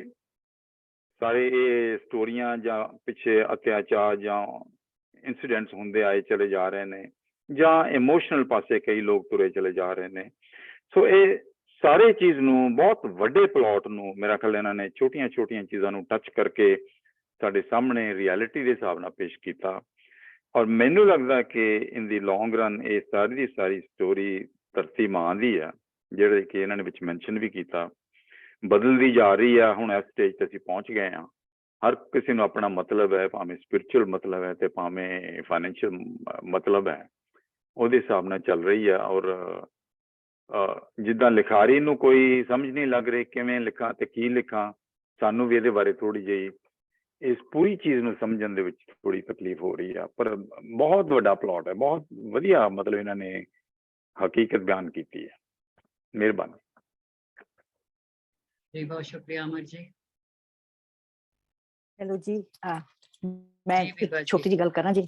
ਹਾਂਜੀ, ਜੀ ਆਇਆਂ ਨੂੰ ਬੀਬਾ ਜੀ। ਆਕਾਸ਼ ਜੀ, ਆਮ ਸੋ ਸੌਰੀ, ਮੈਂ ਤੁਰਦਿਆਂ ਫਿਰਦਿਆਂ ਤੁਹਾਡੀ ਆਈ ਵਾਸ ਆਊਟ ਤੇ ਮੈਂ ਆਮ ਸੌਰੀ ਪੂਰੀ ਕਹਾਣੀ ਪਰ ਮੈਂ ਪੜ੍ਹੀ ਸੀਗੀ। ਤੁਸੀਂ ਵਾਕਈ ਇੰਨਾ ਜ਼ਿਆਦਾ ਇਨਸਾਨ ਨੂੰ ਸੋਚਣ ਤੇ ਮਜਬੂਰ ਕਰ ਦਿੱਤਾ ਹੈ ਆਕਾਸ਼ ਜੀ। ਹਰ ਇੱਕ ਨੂੰ you have made everybody self ਆਪਣੇ ਆਪ ਨੂੰ, ਤੁਹਾਨੂੰ ਆਪਣੇ ਜ਼ਮੀਰ ਨੂੰ ਕੁਰੇਦਣ ਦਾ ਤੁਸੀਂ ਇੱਕ ਸਾਨੂੰ ਸਾਰਿਆਂ ਨੂੰ ਇੱਕ ਸ਼ੀਸ਼ਾ ਵਿਖਾਇਆ ਕਿ ਅਸੀਂ ਜੋ ਵੀ ਇਹ ਗਲਤੀਆਂ ਹੋ ਰਹੀਆਂ ਜਿਹੜੀਆਂ ਤੁਸੀਂ ਇਨਿਊਮਰੇਟ ਕੀਤੀਆਂ ਨੇ, ਉਹਨਾਂ 'ਚ ਅਸੀਂ ਸਾਰੇ ਭਾਗੀ ਹਾਂ। ਅਸੀਂ all of us have this attitude ਕਿ ਬਈ ਨਹੀਂ ਇਹ ਮੇਰੀ ਗਲਤੀ ਨਹੀਂ, ਉਹ ਫਲਾਣਾ ਗੱਲ ਕਰ ਰਿਹਾ, ਉਹ ਫਲਾਣਾ ਗੱਲ ਕਰ ਰਿਹਾ, ਉਹ ਕੰਮ ਉਹਨੇ ਫਲਾਣੇ ਨੇ ਕੀਤੇ। ਸੈਂਸਰਾਈਜ਼ੇਸ਼ਨ, ਜਿਹਨੂੰ ਅਸੀਂ ਡੀਸੈਂਸਿਟਾਈਜ਼ ਹੋ ਗਏ ਹਾਂ ਆਪ। ਪਰ ਅਸੀਂ ਆਪਣੇ ਆਪ ਨੂੰ ਨਹੀਂ ਪੜ੍ਹਦੇ, ਅਸੀਂ ਆਪਣੇ ਆਪ ਨੂੰ ਇਹਨਾਂ ਸਾਰੀਆਂ ਗੱਲਾਂ ਤੋਂ ਉੱਚਾ ਸਮਝਦੇ ਹਾਂ ਕਿ ਵੀ ਨਹੀਂ ਅਸੀਂ ਨਹੀਂ, ਬਟ ਵੀ ਆਰ ਆਲ, ਅਸੀਂ ਇਸ ਸਾਰੀ ਸਿਚੁਏਸ਼ਨ ਜਿਹੜੀ ਇਸ ਦੁਨੀਆ 'ਚ ਚੱਲ ਰਹੀ ਹੈ, ਕਿਸੇ ਵੀ ਕੰਟਰੀ ਚੱਲ ਰਹੀ ਹੈ, we are all part of the problem. ਅਸੀਂ ਸੋਲਿਊਸ਼ਨ ਹੈਗੇ, ਅਸੀਂ ਆਪ ਸਾਰੇ ਪ੍ਰੋਬਲਮ ਹੈਗੇ ਹਾਂ। ਤੁਸੀਂ ਮਤਲਬ ਮੈਨੂੰ ਜਿੱਦਾਂ ਹਰਪ੍ਰੀਤ ਹੈ, ਲਫ਼ਜ਼ ਨਹੀਂ ਆ ਰਹੇ ਮੈਨੂੰ ਤੁਸੀਂ ਇੰਨਾ ਹਿਲਾ ਦਿੱਤਾ ਇਸ ਦੇ ਨਾਲ ਕਿ ਵੀ ਮੈਨੂੰ ਆਪਣਾ ਆਪ ਸ਼ੀਸ਼ਾ ਦੇਖਣ ਲੱਗੀਆਂ ਨੂੰ ਸ਼ਰਮ ਆਉਂਦੀ ਆ, ਆਪਣਾ ਚਿਹਰਾ ਦੇਖਣ ਲੱਗਿਆ ਨੂੰ ਕਿ it is so easy for me to say ਕਿ ਵੀ ਆ ਫਲਾਣੀ ਚੀਜ਼ ਚੰਗੀ ਆ, ਫਲਾਣੀ ਮਾੜੀ ਆ। ਮੈਂ ਆਪ, ਮੇਰਾ ਆਪਣਾ ਚਿਹਰਾ ਕੈਸਾ ਹੈ, ਮੈਂ ਕੀ ਕਰ ਰਹੀ ਹਾਂ, I am part of the problem. ਤੁਸੀਂ ਇਹ ਦਿਖਾਇਆ ਆ ਕਿ we are all part of the problem. So ਅਸੀਂ ਆਪਣੇ ਆਪ ਨੂੰ ਇਹ ਅੱਛਾ ਫਿਰ ਅਗੇਨ ਜਿਹੜੀ ਅੱਜ ਕੱਲ ਦਾ ਜਿਹੜੇ ਆ internet and this and that censorization ਇੱਕਦਮ ਕਿ ਵੀ ਕਿਹੜੀ ਚੀਜ਼ ਵਿਕ ਰਹੀ ਹੈ ਕਿਹੜੀ ਨਹੀਂ। ਅਸੀਂ ਇੱਕ ਹੋਰ ਹੀ ਘੁੰਮਣ ਘੇਰੀ ਜਿਹੇ 'ਚ ਪੈ ਗਏ ਆ ਜਿਹੜਾ ਕਿ ਅਸੀਂ ਆਪਣੇ ਆਪ ਨੂੰ ਨਹੀਂ ਪਛਾਣ ਰਹੇ। ਆਈ ਥਿੰਕ ਇਹ ਆਪਣੀ ਸੈਲਫ ਰਿਅਲਾਈਜ਼ੇਸ਼ਨ ਦੀ ਹੈ, ਤੁਹਾਨੂੰ ਆਪਣਾ ਸ਼ੀਸ਼ਾ ਵੇਖਣਾ ਚਾਹੀਦਾ। ਮੈਨੂੰ ਤਾਂ ਤੁਸੀਂ ਬੜਾ ਮਜਬੂਰ ਕੀਤਾ ਇਸ ਗੱਲ। ਆਈ ਸੋ ਅਪਰੀਸ਼ੀਏਟ ਦਿਸ ਸਟੋਰੀ। ਮੈਂ ਇਹ ਫੇਰ 4-5 ਵਾਰਾਂ ਹੋਰ ਪੜਾਂਗੀ। ਸੋ ਔਰ ਐਜ਼ ਆਲਵੇਜ਼ ਆਈ ਸੇ, ਜਿਹੜੀ ਤੁਹਾਨੂੰ ਇੰਨਾ ਤੁਹਾਨੂੰ ਝੰਜੋੜੇ ਕੋਈ ਚੀਜ਼ ਔਰ ਤੁਹਾਨੂੰ ਸ਼ੀਸ਼ਾ ਵਿਖਾਵੇ ਔਰ ਤੁਹਾਨੂੰ ਸੋਚਣ ਤੇ ਮਜਬੂਰ, ਉਹਦੇ ਵਰਗੀ ਕਾਮਯਾਬ ਲਿਖਤ ਕਹਾਣੀ ਜੋ ਮਰਜ਼ੀ ਤੁਸੀਂ ਕਹਿ ਲਓ, ਉਹ ਤੁਹਾਨੂੰ ਆਈ ਥਿੰਕ ਇਸ ਬਹੁਤ ਕਾਮਯਾਬ ਚੀਜ਼ ਮੈਂ ਬਹੁਤ ਅਪਰੀਸ਼ੀਏਟ ਕਰ ਰਹੀ। ਇਹ ਜਿਹੜੀਆਂ ਨਿੱਕੀਆਂ ਨਿੱਕੀਆਂ ਕਹਾਣੀਆਂ ਸੁਣ ਕੇ ਕਿ ਅੱਛਾ ਇਹ ਹੋ ਗਿਆ, ਉਹ ਫਲਾਣਾ ਟੁਰ ਗਿਆ, ਪਿੰਡ 'ਚ ਆ ਹੋ ਗਿਆ, ਆਈ ਮੀਨ ਮੈਂ ਆਈ ਹੈਵ ਨੋ ਵਰਡਸ। ਕਦੇ ਫੇਰ ਸੋਚ ਕੇ ਤੁਹਾਡੇ ਨਾਲ ਫਿਰ ਗੱਲ ਕਰਾਂਗੇ, ਬਟ ਆਈ ਸੋ ਅਪਰੀਸ਼ੀਏਟ। ਤੁਸੀਂ ਮੈਨੂੰ ਝੰਜੋੜ ਦਿੱਤਾ, ਮੇਰੇ ਜ਼ਮੀਰ ਨੂੰ ਝੰਜੋੜ ਦਿੱਤਾ ਐਂਡ ਮੈਨੂੰ ਲਫ਼ਜ਼ ਨਹੀਂ ਹੈਗੇ। ਜੀ ਹਾਂਜੀ ਆਕਾਸ਼ ਜੀ, ਇਹੋ ਹੀ ਕਾਮਯਾਬੀ ਹੈ ਤੁਹਾਡੀ ਬਹੁਤ ਵੱਡੀ। ਬੀਬਾ ਜੀ ਬਹੁਤ ਸ਼ੁਕਰੀਆ ਕਿ ਤੁਸੀਂ ਜਿਹੜਾ ਇਨ ਟੱਚ ਹੋ ਸਾਡੇ ਨਾਲ। ਹਾਂਜੀ ਹਾਂਜੀ ਡਾਕਟਰ ਸਾਹਿਬ ਜੀ, ਮਨਜ਼ੂਰ ਜੀ। ਡਾਕਟਰ ਸਾਹਿਬ ਅਨਮਿਊਟ ਕਰੋ ਤੁਸੀਂ, ਮਿਊਟ ਹੋ।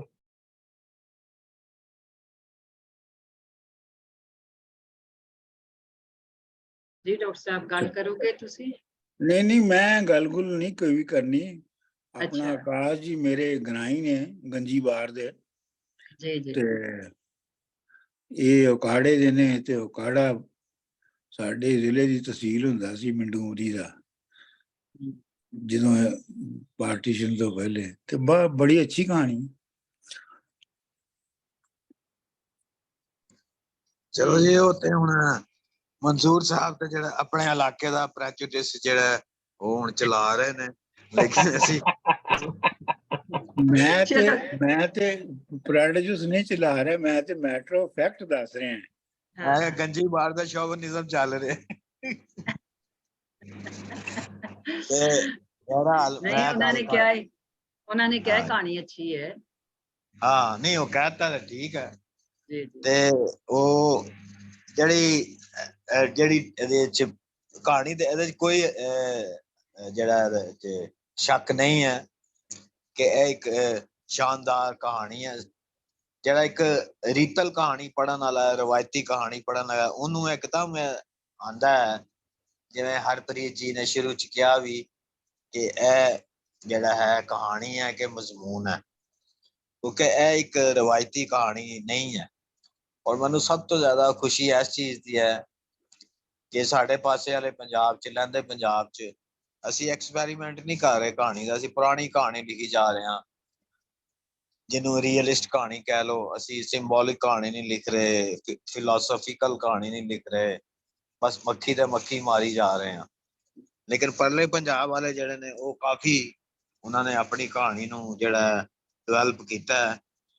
ਤੇ ਸਭ ਤੋਂ ਵੱਡੀ ਇਸ ਚੀਜ਼ ਦੀ ਕਹਾਣੀ ਹੈ ਕਿ ਇਹਨਾਂ ਨੇ ਇੱਕ ਰੀਤਲ ਕਹਾਣੀ ਨਹੀਂ ਲਿਖੀ, ਔਰ ਇਹ ਜਿਹੜੀ ਕਹਾਣੀ ਹੈ ਇਹ ਕਹਾਣੀ ਦੀ ਕਹਾਣੀ, it is a story of the story, ਕਿ ਇੱਕ ਜਿਹੜਾ ਲਿਖਾਰੀ ਹੈ ਉਹ ਲੱਭ ਰਿਹਾ ਮੈਂ ਕਿਹਦੇ ਉੱਤੇ ਕਹਾਣੀ ਲਿਖਾਂ। ਉਹ ਇੱਕ ਇੱਕ ਕਰਕੇ ਦੇਖੀ ਜਾਂਦਾ ਔਰ ਫਿਰ ਉਹ ਰਿਜੈਕਟ ਕਰੀ ਜਾਂਦਾ। ਇਹ ਜਿਹੜੀ ਇੱਕ ਟੈਕਨੀਕ ਬਣਾਈ ਹੈ ਜਿਹਦੇ ਵਿੱਚ ਪਲਾਟ ਕੋਈ ਨਹੀਂ ਹੈ, ਉਹ ਇੱਕ ਟੈਕਨੀਕ ਬਣਾਈ ਹੈ, ਉਹਦੇ ਵਿੱਚ ਜਿਹੜੀ ਬੁਨਿਆਦੀ ਜਿਹੜੀ ਚੀਜ਼ ਹੈ ਉਹ ਮੁਆਸ਼ਰੇ ਦੀ ਬੇਹਿੱਸੀ ਜਿਹੜੀ ਹੈ, ਜਿਹੜੀ ਕੈਲਸਨੈਸ ਹੈ, ਔਰ ਸਾਡਾ ਜਿਹੜਾ ਇੱਕ ਦੂਜੇ ਨਾਲ ਉਹਦੇ ਵਿੱਚ ਦੂਰ ਤੱਕ ਜਾਂਦੇ ਨੇ, ਉਹ ਬਰਮਾ ਤੱਕ ਵੀ ਚਲੇ ਜਾਂਦੇ ਨੇ, ਅਫਗਾਨਿਸਤਾਨ ਵੀ ਦਿਖਾਉਂਦੇ ਨੇ, ਹੋਰ ਜਗ੍ਹਾ ਵੀ, ਪੰਜਾਬ ਵੀ ਦਿਖਾ ਰਹੇ ਨੇ। ਤੇ ਸਾਰੀਆਂ ਜਿਹੜਾ ਮੈਨੂੰ ਉਹਦੇ ਵਿੱਚ ਦੋ ਤਿੰਨ ਚੀਜ਼ਾਂ ਜਿਹੜੀਆਂ ਬਹੁਤ ਸੋਹਣੀਆਂ ਲੱਗੀਆਂ, ਉਹ ਇੱਕ ਤੇ ਸ਼ਾਹ ਹੁਸੈਨ ਦੇ ਜਿਹੜੇ ਹੁਜਰੇ ਦੀ ਗੱਲ ਹੈ, ਜਿਹੜਾ ਬਾਅਦ ਚ ਫਿਰ ਉਹਦੇ ਉਸਤਾਦ ਦਾਮਨ ਵੀ ਰਿਹਾ। ਉਹ ਕਹਿੰਦੇ ਨੇ ਉਹ ਕਹਾਣੀ ਮੈਂ ਹੁਜਰੇ 'ਚ ਬੈਠ ਕੇ ਲਿਖਣੀ ਸੀ, ਲੇਕਿਨ ਹੁਣ ਮੈਨੂੰ ਫੁੱਟਪਾਥਾਂ ਤੇ ਫਿਰ ਕੇ ਲਿਖਣੀ ਪਏਗੀ ਔਰ ਪਤਾ ਨਹੀਂ ਲਿਖ ਪਾਵਾਂਗਾ ਕਿ ਨਹੀਂ। ਫਿਰ ਹੀਰਾ ਮੰਡੀ ਦੀ ਉਹਨਾਂ ਨੇ ਗੱਲ ਕੀਤੀ ਹੈ, ਪੁਰਾਣੀ ਹੀਰਾ ਮੰਡੀ ਦੀ। ਇਹ ਬੜੀ ਅਜੀਬ ਗੱਲ ਹੈ ਕਿ ਜਿਹੜੀ ਪੁਰਾਣੀ ਹੀਰਾ ਮੰਡੀ ਦਾ ਇੱਕ ਨੌਸਟੈਲਜੀਆ ਜਿਹੜਾ ਹੈ, ਹਾਲਾਂਕਿ ਅਖਲਾਕੀ ਤੌਰ ਤੇ ਹਮੇਸ਼ਾ ਹੀ ਕੰਡੈਮ ਕੀਤਾ ਗਿਆ ਹੈ ਹੀਰਾ ਮੰਡੀ ਨੂੰ, ਲੇਕਿਨ ਸ਼ਾਇਦ ਲਾਹੌਰ ਦੇ ਕਲਚਰ ਦਾ ਇੱਕ ਹਿੱਸਾ ਵੀ ਸੀ। ਤੇ ਉਹ ਕਹਿੰਦੇ ਉੱਥੇ ਹੀ ਕਾਸ਼ਿਕ ਹੁੰਦਾ ਸੀ ਔਰ ਨੂਰੀ ਹੁੰਦੀ ਸੀ। ਹੁਣ ਤੇ ਉਹ ਵੀ ਨਹੀਂ ਰਿਹਾ, ਹੁਣ ਉਹ ਸਾਰਾ ਕਮਰਸ਼ੀਅਲਿਜ਼ਮ ਜਿਹੜਾ ਹੈ ਉਹ ਖਾ ਗਿਆ, ਔਰ ਉੱਥੇ ਜਿਹੜਾ ਚਮੜੇ ਦੀਆਂ ਜੁੱਤੀਆਂ ਵਿਕਦੀਆਂ ਨੇ ਸਿਰਫ। ਉਹ ਪੂਰਾ ਜਿਹੜਾ ਉਹ ਬਾਜ਼ਾਰ ਹੈ, ਜਿਹੜਾ ਰੰਗ ਮਹਿਲ ਹੈ ਜਾਂ ਉਹ ਟਕਸਾਲੀ ਹੈ ਜਾਂ ਜਿਹੜਾ ਉਹਦੇ ਨਾਲ ਹੈ ਸਾਰਾ ਇਲਾਕਾ। ਤੇ ਇਹ ਬੜੀ ਅੱਛੀ ਉਹਨਾਂ ਨੇ ਜਿਹੜੀ ਹੈ ਟੈਕਨੀਕ ਬਣਾਈ ਹੈ, ਔਰ ਮੈਂ ਸਮਝਦਾ ਇੱਕ ਨਵੀਂ ਕਹਾਣੀ ਹੈ ਇਹਦੇ ਵਿੱਚ। ਔਰ ਵਿੱਚ ਇੱਕ ਦੋ ਜਗ੍ਹਾ ਜਿਹੜਾ ਸਾਦਤ ਹਸਨ ਮੰਟੋ ਦੀ ਯਾਦ ਆਈ ਕਿ ਮੰਟੋ ਜਿਹੜੀਆਂ ਇਹੋ ਜਿਹੀਆਂ ਗੱਲਾਂ ਕਰਦਾ ਹੁੰਦਾ ਸੀ, ਜਿਹੜਾ ਲੋਕਾਂ ਦੇ ਜਿਹੜੇ ਗਿਰੇਬਾਨ ਤੱਕ ਜਿਹੜਾ ਨਾ ਹੱਥ ਪਾਉਂਦਾ ਸੀ, ਕਿ ਕਹਿੰਦਾ ਸੀ ਤੁਹਾਨੂੰ ਸ਼ਰਮ ਨਹੀਂ ਆਉਂਦੀ, ਤੁਸੀਂ ਇਨਸਾਨ ਨਹੀਂ ਹੋ, ਮਾਸ਼ਰੇ 'ਚ ਜ਼ੁਲਮ ਹੋ ਰਿਹਾ ਹੈ, ਤੁਸੀਂ ਕੀ ਕਰ ਰਹੇ ਹੋ। ਤੇ ਇਹਨਾਂ ਨੇ ਜਿਹੜਾ ਇਸ ਤਰ੍ਹਾਂ ਵੰਗਾਰਿਆ, ਝੰਜੋਰਿਆ ਲੋਕਾਂ ਨੂੰ, ਬਹੁਤ ਅੱਛਾ ਹੈ। ਬੇਸ਼ੱਕ ਉਹ ਬਾਹਰ ਦੇ ਬੰਦੇ ਨੇ, ਲੇਕਿਨ ਉਹਨਾਂ ਨੇ ਬੜੀ ਉਸ ਤਰ੍ਹਾਂ ਦੀ ਬੋਲੀ ਨੂੰ ਬਣਾਉਣ ਦਾ ਕੋਸ਼ਿਸ਼ ਨਹੀਂ ਕੀਤੀ।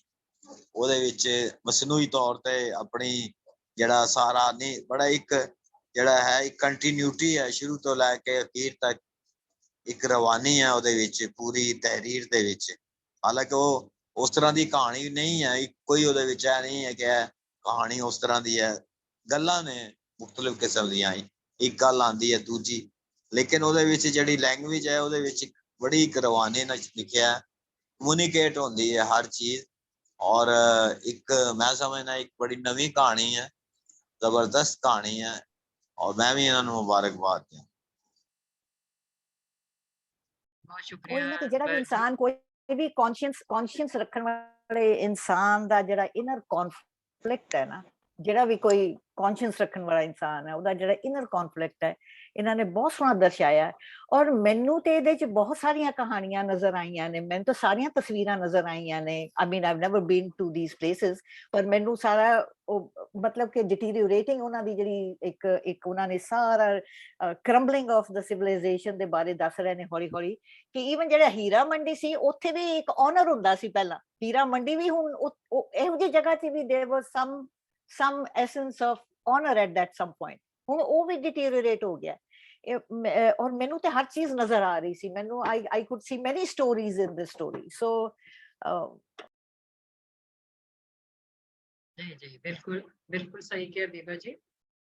ਤੇ ਬੜੀ ਕਾਮਯਾਬ ਆਕਾਸ਼ ਜੀ ਦੀ ਕਹਾਣੀ, ਕਹਾਣੀਆਂ ਉਹੀ ਜਿਹੜਾ ਜ਼ੁਬੈਰ ਜੀ ਨੇ ਵੀ ਕਿਹਾ ਹੈ, ਬੀਬਾ ਜੀ ਨੇ ਵੀ, ਕਿ ਇੱਕ ਕਹਾਣੀ ਨਹੀਂ, ਕਹਾਣੀਆਂ ਦੇ ਅੰਦਰ ਕਹਾਣੀ ਸੀ, ਬੇਸ਼ੁਮਾਰ ਕਹਾਣੀਆਂ ਸੀ, ਜਿਹੜਾ ਕਿ ਲਿਖਾਰੀ ਜਿਹੜਾ ਵੀ ਰਿਜੈਕਟ ਕਰਦਾ ਮੈਂ ਕੀ ਲਿਖਾਂ, ਕਿਉਂਕਿ ਲਿਖਾਰੀ ਜਿਹੜਾ ਹੈ ਨਾ ਉਹ ਸੈਂਸਿਟਿਵ ਇੰਨਾ ਜ਼ਿਆਦਾ ਹੁੰਦਾ ਹੈ ਕਿ ਉਹ ਟੱਚੀ ਹੈ, ਹਰ ਗੱਲ ਉਹਨੂੰ ਟੱਚ ਕਰਦੀ ਹੈ, ਸਪੈਸ਼ਲੀ ਸ਼ਰ ਜਿਹੜਾ ਜ਼ੁਲਮ ਜਿਹੜਾ ਉਹ ਉਹਨੂੰ ਬੇਇੰਤਹਾ ਉਹਨੂੰ ਟੱਚ ਕਰਦਾ। ਉਹ ਕਹਿੰਦਾ ਕੀ ਲਿਖਾਂ, ਹਰ ਕਹਾਣੀ ਜਿਹੜੀ ਹੈ ਉਹਦੇ ਵਿੱਚ ਤੇ ਸ਼ਰ ਹੀ ਹੈ, ਉਹਦੇ ਤੇ ਜ਼ੁਲਮ ਹੀ ਹੈ। ਤੇ ਇਹਦੇ ਅੰਦਰ, ਇਸ ਕਹਾਣੀ ਅੰਦਰ ਹਜ਼ਾਰ ਕਹਾਣੀ ਜਿਨ੍ਹਾਂ ਨੇ ਸਾਨੂੰ ਹਿਲਾ ਕੇ ਰੱਖਿਆ ਤੇ ਜੋੜ ਕੇ ਰੱਖਿਆ। ਤੇ ਹਾਂਜੀ ਤਲਕ ਜੀ ਕੁਝ ਕਹਿ ਰਹੇ ਸੀ? ਹਾਂਜੀ, ਮੈਂ ਦੱਸਣਾ ਚਾਹ ਰਹੀ ਹਾਂ ਕਿ ਲਿਟਰੇਚਰ ਵਿੱਚ ਜਿਹੜਾ ਹੈ ਨਾ, ਇਹ ਰਵਾਇਤੀ ਕਹਾਣੀ ਤੋਂ ਇਹ ਨਹੀਂ ਹੈ ਰਵਾਇਤੀ ਕਹਾਣੀ, ਲੇਕਿਨ ਇਹ ਫਰੇਮ ਸਟੋਰੀ ਚ ਲਿਖਿਆ ਜਾਂਦਾ ਹੈ, ਔਰ ਇਹ ਘੱਟ ਲਿਖਿਆ ਜਾਂਦਾ ਹੈ, ਔਰ ਬਹੁਤ ਘੱਟ ਲਿਖਾਰੀ ਹੁੰਦੇ ਨੇ ਜਿਹੜੇ ਉਹ ਇਸ ਤਰ੍ਹਾਂ ਲਿਖਦੇ ਨੇ ਕਿ ਨੈਰੇਟਿਵ ਨਰੇਸ਼ਨ ਦੇ ਫਾਰਮ ਦੇ ਵਿੱਚ। ਤੇ ਇਹ ਮਤਲਬ ਕਿ ਰਵਾਇਤੀ ਨਹੀਂ ਹੈ, ਲੇਕਿਨ ਇਹ ਯੂਨੀਕ ਹੈ ਤੇ ਬਹੁਤ ਹੀ ਖੂਬਸੂਰਤ ਹੈ ਔਰ ਬੜੀ ਟਚੀ ਹੈ, ਔਰ ਇਹ ਆਮ ਨਹੀਂ ਲਿਖੀ ਜਾਂਦੀ। ਇਹਨਾਂ ਨੇ, ਆਕਾਸ਼ ਜੀ ਨੇ ਬਹੁਤ ਅੱਛੀ ਅਟੈਂਪਟ ਕੀਤੀ ਹੈ, ਉਹਨਾਂ ਦੀ ਐਫਰਟ ਬਹੁਤ ਅੱਛੀ ਹੈ। ਬਿਲਕੁਲ ਜੀ, ਬਹੁਤ ਜ਼ਬਰਦਸਤ ਤਜਰਬਾ ਹੈ, ਔਰ ਇਹੋ ਜਿਹੀਆਂ ਕਹਾਣੀਆਂ ਲਿਖਣੀਆਂ ਚਾਹੀਦੀਆਂ ਨੇ, ਆਉਣੀਆਂ ਚਾਹੀਦੀਆਂ। ਕਿੰਨੇ ਕਿਰਦਾਰ ਨੇ ਜਿਹੜੇ ਇਹਨਾਂ ਨੇ ਸਾਨੂੰ ਰਿਮਾਈਂਡ ਕਰਾਤੇ ਨੇ, ਪ੍ਰਾਂਥਾ ਜੀ ਨੂੰ ਰਿਮਾਈਂਡ ਕਰਾਤਾ ਹੈ, ਔਰ ਫਿਰ ਔਰ ਹੀਰਾ ਮੰਡੀ ਔਰ ਜੋ ਆਸ਼ਕ ਨੇ, ਔਰ ਨੂਰੀ ਦੀ, ਔਰ ਸਾਰੇ ਕਿੰਨੇ, ਨੂਰੀ ਜਾਮ ਦਮਾਜ, ਕਿੰਨੇ ਕਰੈਕਟਰ ਨੇ ਜਿਹੜੇ ਇਹ ਇੱਕ ਕਹਾਣੀ ਦੇ ਵਿੱਚ ਲੈ ਕੇ ਆਏ ਨੇ, ਔਰ ਉਹਨਾਂ ਨੂੰ ਅਸੀਂ ਡਿਸਕਸ ਕਰ ਰਹੇ ਹਾਂ, ਔਰ ਇਹੀ ਇਹਨਾਂ ਦੀ ਕਾਮਯਾਬੀ ਹੈ। ਔਰ ਜ਼ੁਬੈਰ ਜੀ ਨੇ ਬਿਲਕੁਲ ਠੀਕ ਕਿਹਾ ਕਿ ਮੰਟੋ ਯਾਦ ਆ ਜਾਂਦਾ, ਕਈ ਜਗ੍ਹਾ ਤੇ ਮੈਨੂੰ ਵੀ ਇਸ ਤਰ੍ਹਾਂ ਮੰਟੋ ਯਾਦ ਆਇਆ ਕਿ ਉਹ ਹਾਂਜੀ ਜੀ ਬਿਲਕੁਲ ਪਰਦਾ ਨਜ਼ਰਾਂ ਤੋਂ ਉਹ ਦਿਖਾ ਦਿੰਦੇ ਸੀ ਨਾ। ਮੰਟੋ ਦੀ ਕਰੈਕਟਰਾਈਜੇਸ਼ਨ ਬਹੁਤ ਸਟਰੋਂਗ ਸੀ, ਉਹ ਉਹਨਾਂ ਦੇ ਵੀ ਕਿਰਦਾਰ ਦੇ ਵਿੱਚ ਕਹਾਣੀ ਨਜ਼ਰ ਆਉਂਦੀ ਸੀ। ਹਾਂਜੀ, ਗੁਰਦਾਸ ਜੀ ਕੁਝ ਕਹਿਣਾ ਚਾਹ ਰਹੇ ਨੇ? ਮੈਂ ਪੁੱਛਣਾ ਚਾਹੁੰਦਾ ਸੀ ਲੱਖੀ ਸ਼ਾਹ ਵਣਜਾਰੇ ਦੇ ਨਾਲ ਕੀ ਲਿੰਕ, ਮੈਂ ਉਹ ਤੁਹਾਨੂੰ ਪੁੱਛਣਾ ਚਾਹੁੰਦਾ ਸੀਗਾ, ਕੋਈ ਲਿੰਕ ਹੈ ਜਾਂ ਉਹ ਨਹੀਂ ਮੈਨੂੰ ਸਮਝ ਆਈ। ਬਾਕੀ ਤਾਂ ਕਹਾਣੀ ਇਹਨੂੰ ਜਲਬ ਸਾਰੀਆਂ ਭਰਪੂਰ ਆਪਾਂ ਕਰ ਲਈਆਂ। ਉਹਨੇ ਰੋਹਿੰਜਾ ਬਾਰੇ ਵੀ ਦੱਸਿਆ, ਜੋ ਕੁਛ ਉੱਥੇ ਹਾਲਾਤ ਬਰਮਾ ਚ, ਮਿਆਂਮਾਰ ਚ ਹੋ ਰਹੇ ਹਨ, ਵੈਰੀ ਰੈਲੇਵੈਂਟ ਸੀਗੀ। ਪਰ ਲੱਖੀ ਸ਼ਾਹ ਵਣਜਾਰੇ ਦੇ ਨਾਲ ਜਿਹੜੀ ਰੈਫਰੈਂਸ ਹੈ ਉਹ ਨਹੀਂ ਮੈਨੂੰ ਜਿਹਦਾ ਲਿੰਕ ਸਮਝ ਆਈ, ਜੇ ਕੋਈ ਦੱਸ ਸਕਦਾ। ਆਕਾਸ਼ ਜੀ ਕੋ ਪੁੱਛਨੇ ਆ, ਆਕਾਸ਼ ਜੀ। ਹਾਂਜੀ, ਮੈਂ ਉਹ ਲੱਭਦਾ ਸੀ, ਉਹ ਸੁਣਦਾ ਸੀ, ਉਹ ਤੁਸੀਂ ਕੋਈ ਗੱਲ ਕਰੋਗੇ ਲੱਖੀ ਸ਼ਾਹ ਵਣਜਾਰੇ ਦੀ? ਲੱਖੀ ਸ਼ਾਹ ਦਾ ਇੱਕ ਮਜ਼ਾਰ ਹੈ, ਇਹ ਕਿ ਉਹਦੇ ਨਾਲ ਰਿਲੇਟਡ ਹੈ।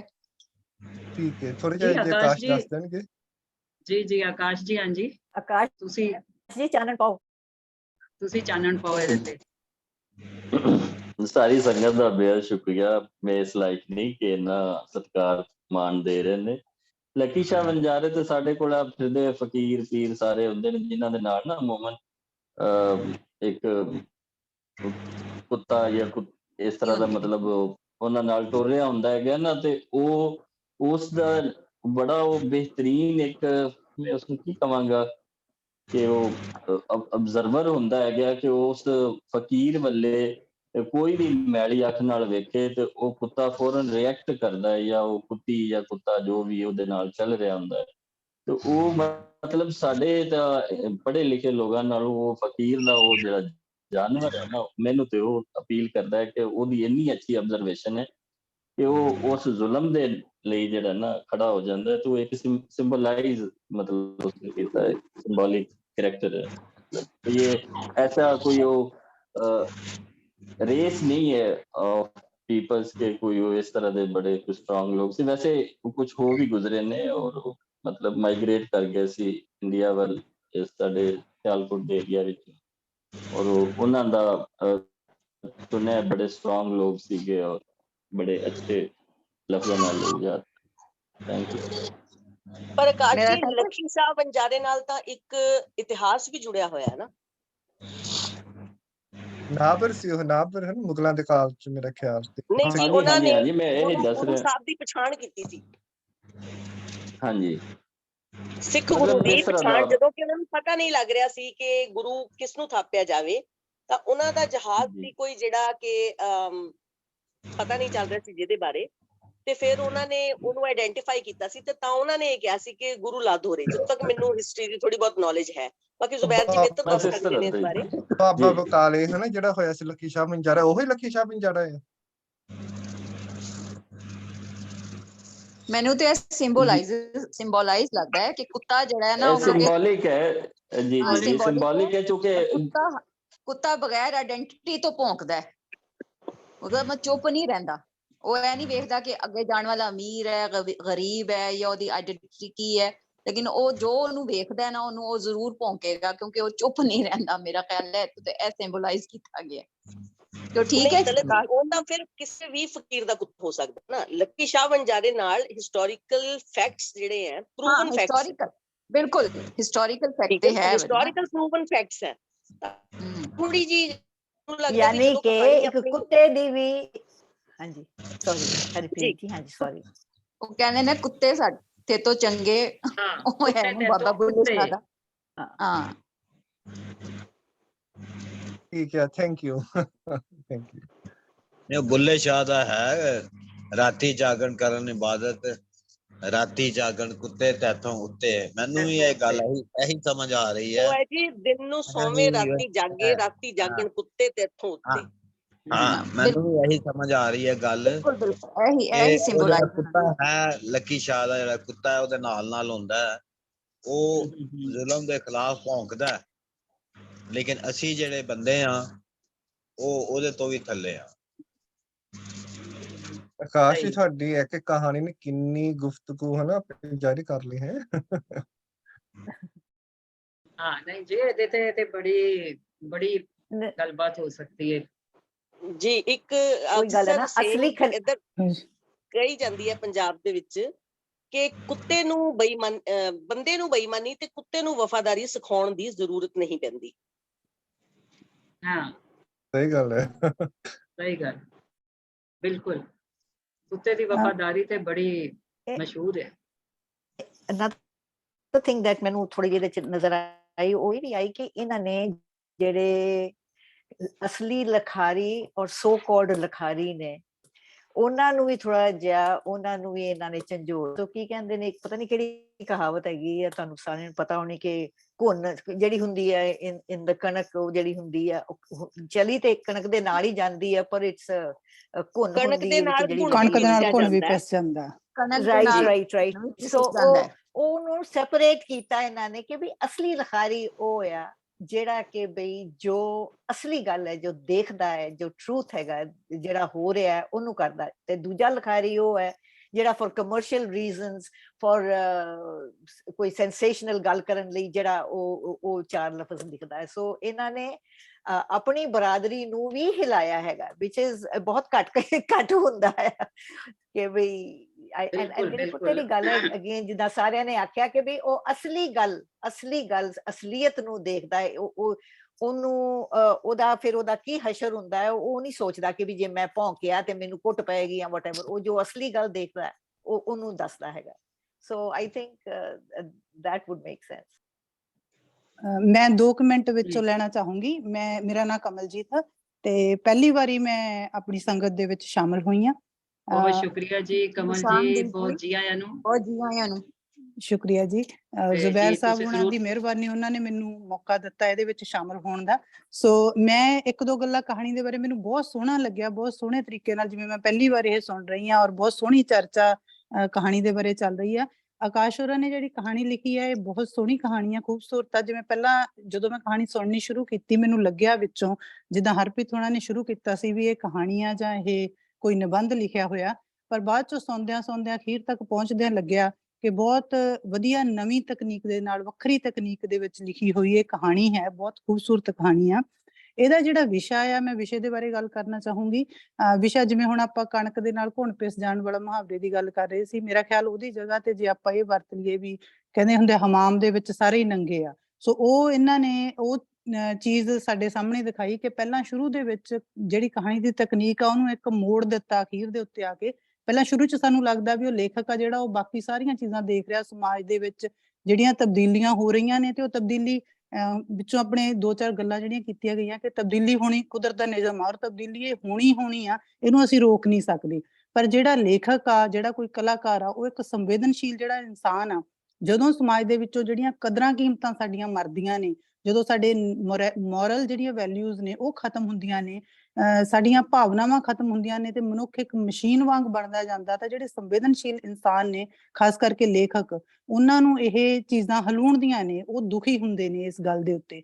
ਤੇ ਜਦੋਂ ਉਹਨਾਂ ਨੂੰ ਦੁੱਖ ਹੁੰਦਾ ਉਹ ਕਹਾਣੀਆਂ ਏਦਾਂ ਦੀਆਂ ਲਿਖਦੇ ਨੇ, ਪਰ ਇਹਦੇ ਵਿੱਚ ਆਪਾਂ ਨੂੰ ਲੱਗਦਾ ਵੀ ਲੇਖਕ ਆ ਸ਼ੁਰੂ ਚ ਉਹਨੂੰ ਆਹ ਚੀਜ਼ ਦੁਖੀ ਕਰ ਰਹੀ ਆ, ਆਹ ਦੁਖੀ ਕਰ ਰਹੀ ਆ, ਹੁਣ ਇੱਥੇ ਗਿਆ, ਉਹਨੂੰ ਸਾਰਾ ਕੁਝ ਦੁਖੀ ਕਰ ਰਿਹਾ, ਉਹਨੂੰ ਲੱਗ ਰਿਹਾ ਵੀ ਨਹੀਂ ਖਤਮ ਹੋ ਰਿਹਾ ਸਾਰਾ ਕੁਝ, ਜਿਹੜੀ ਤਬਦੀਲੀ ਆ ਇਹ ਸਾਰਥਕ ਤਬਦੀਲੀ ਨਹੀਂ ਹੈਗੀ, ਗਲਤ ਪਾਸੇ ਨੂੰ ਅਸੀਂ ਜਾ ਰਹੇ ਹਾਂ। ਤੇ ਅਖੀਰ ਦੇ ਉੱਤੇ ਆ ਕੇ ਇਹਨਾਂ ਨੇ ਜਿਹੜਾ ਉਹ ਮੋੜ ਦਿੱਤਾ ਕਹਾਣੀ ਨੂੰ ਕਿ ਲੇਖਕ ਵੀ ਉਸ ਸਮਾਜ ਦਾ ਹੀ ਇੱਕ ਹਿੱਸਾ ਹੈ ਤੇ ਉਹ ਖੁਦ ਵੀ ਇਸ ਸਾਰੀ ਤਬਦੀਲੀ ਤੋਂ ਬਚਿਆ ਹੋਇਆ ਨਹੀਂ, ਉਹ ਆਪ ਵੀ ਉਸ ਚੀਜ਼ ਦਾ ਹੀ ਹਿੱਸਾ ਹੈ। ਸੋ ਬੜੇ ਖੂਬਸੂਰਤ ਤਰੀਕੇ ਨਾਲ ਇਹਨਾਂ ਨੇ ਉਹਨੂੰ ਵੀ ਨਹੀਂ ਬਚਾਇਆ, ਉਹਨੂੰ ਵੀ ਵਿੱਚ ਲਪੇਟਿਆ ਨਾਲ ਕਿ ਤੂੰ ਵੀ ਸਾਰਾ ਕੁਝ ਗਲਤ ਕਰ ਰਿਹਾ ਜੋ ਸਮਾਜ ਦੇ ਵਿੱਚ ਗਲਤ ਹੋ ਰਿਹਾ।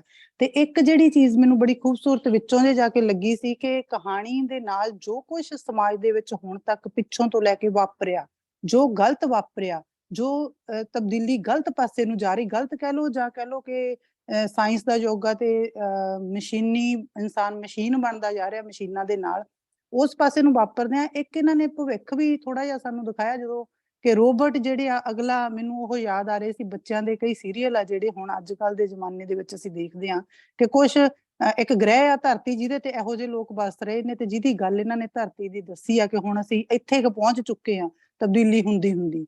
ਤੇ ਇੱਕ ਕੁਛ ਗ੍ਰਹਿ ਕਹਿੰਦੇ ਇਹੋ ਜਿਹੇ ਆ ਜਿੱਥੇ ਲੋਕ ਮਸ਼ੀਨਾਂ ਵਰਗੇ ਆ, ਰੋਬੋਟ ਨੇ, ਹਨਾ, ਰੋਬੋਟ ਹੀ ਰਹਿ ਰਹੇ ਨੇ।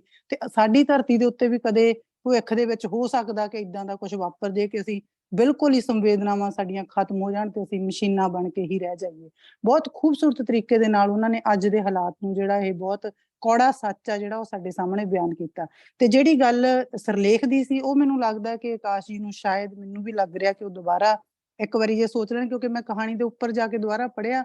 ਕਹਾਣੀ ਦਾ ਸਿਰਲੇਖ ਹੈਗਾ ਲੱਖੀ ਸ਼ਾਹ ਬੰਜਾਰਾ, ਹੈ ਇਹ ਸਿੰਬੋਲਿਕ ਆ, ਅਸੀਂ ਸਿੰਬੋਲਿਕ ਸਿਰਲੇਖ ਰੱਖ ਸਕਦੇ ਹਾਂ, ਪਰ ਉਹਦਾ ਇਹ ਸਾਰੇ ਨਾਲ ਮੈਨੂੰ ਲੱਗਦਾ, ਮੇਰੀ ਆਪਣੀ ਸੋਚ ਆ ਕਿ ਇਹਦੇ ਸਾਰੀ ਚੀਜ਼ ਦੇ ਨਾਲ ਸਿੰਬਲਾਈਜ਼ ਜਿਹੜਾ ਉਹ ਕਰਨਾ ਚਾਹਿਆ ਉਹਨਾਂ ਨੇ, ਸ਼ਾਇਦ ਉਹ ਨਹੀਂ ਕਰ ਸਕੇ ਅਖੀਰ ਦੇ ਉੱਤੇ। ਕਿ ਮੈਨੂੰ ਇਹ ਲੱਗਿਆ ਸੀ ਕਿ ਉਹ ਇਹ ਦੱਸਣਾ ਚਾਹੁੰਦੇ ਆ ਕਿ ਅਸੀਂ ਸਾਰੇ ਲੱਖੀ ਸ਼ਾਹ ਬੰਜਾਰੇ ਹਾਂ, ਜਾਂ ਜੇ ਲੱਖੀ ਸ਼ਾਹ ਬੰਜਾਰਾ ਉੱਤੇ ਸਿਰਲੇਖ ਸੀ ਤੇ ਜੇ ਉਹਨੂੰ ਲੱਖੀ ਸ਼ਾਹ ਬੰਜਾਰੇ ਨੂੰ ਅਸੀਂ ਇਤਿਹਾਸ ਦੇ ਵਿੱਚੋਂ ਦੇਖਦੇ ਹਾਂ ਤਾਂ ਮੈਂ ਹਰਪ੍ਰੀਤ ਹੋਰਾਂ ਨੂੰ ਵੀ ਥੋੜਾ ਜਿਹਾ ਦੱਸਦੀ ਹਾਂ ਕਿ ਉਹਨਾਂ ਨੇ ਵੀ ਵਿੱਚ ਇਹ ਗੱਲ ਕਹੀ ਸੀ ਕਿ ਉਹਨਾਂ ਨੇ ਗੁਰੂ ਸਾਹਿਬ ਨੂੰ ਲੱਭਿਆ ਨਹੀਂ ਸੀ। ਲੱਖੀ ਸਾਹਿਬ ਬੰਜਾਰਾ ਸੀ ਜਿਹੜਾ ਇਤਿਹਾਸ ਦੇ ਵਿੱਚ ਉਹਨਾਂ ਨੇ ਗੁਰੂ ਜੀ ਦੇ, ਗੁਰੂ ਤੇਗ ਬਹਾਦਰ ਸਾਹਿਬ ਦੇ ਧੜ ਨੂੰ ਚੁੱਕ ਕੇ ਆਪਣੇ ਉੱਥੇ ਘਰ ਦੇ ਵਿੱਚ ਰੱਖ ਕੇ ਉਹਦਾ ਸੰਸਕਾਰ ਕੀਤਾ ਸੀ, ਅੰਤਮ ਸੰਸਕਾਰ। ਜੀ ਮੈਂ ਭੁੱਲ ਗਈ ਸੀ। ਹਾਂਜੀ, ਕੋਈ ਗੱਲ ਨਹੀਂ ਜੀ, ਉਹ ਹੋ ਜਾਂਦਾ ਕਈ ਵਾਰੀ। ਮੈਂ ਵੀ ਵਿੱਚੋਂ ਦੇਖਿਆ, ਦੁਬਾਰਾ ਦੇਖ ਕੇ ਉਸ ਚੀਜ਼ ਨੂੰ ਲੱਭ ਕੇ ਦੇਖਿਆ ਕਿ ਉਹ ਲੱਖੀ ਸ਼ਾਹ ਬੰਜਾਰਾ। ਸੋ ਜੇ ਅਸੀਂ ਕੋਈ ਸਿਰਲੇਖ ਰੱਖਦੇ ਹਾਂ ਉਹਦਾ ਸਾਨੂੰ ਥੋੜਾ ਜਿਹਾ ਏਦਾਂ ਦੇਖਣਾ ਬਣਦਾ, ਰਿਸਰਚ ਕਰਨੀ। ਹੋ ਸਕਦਾ ਇਹਨਾਂ ਨੇ ਕੀਤੀ ਵੀ ਹੋਵੇ ਔਰ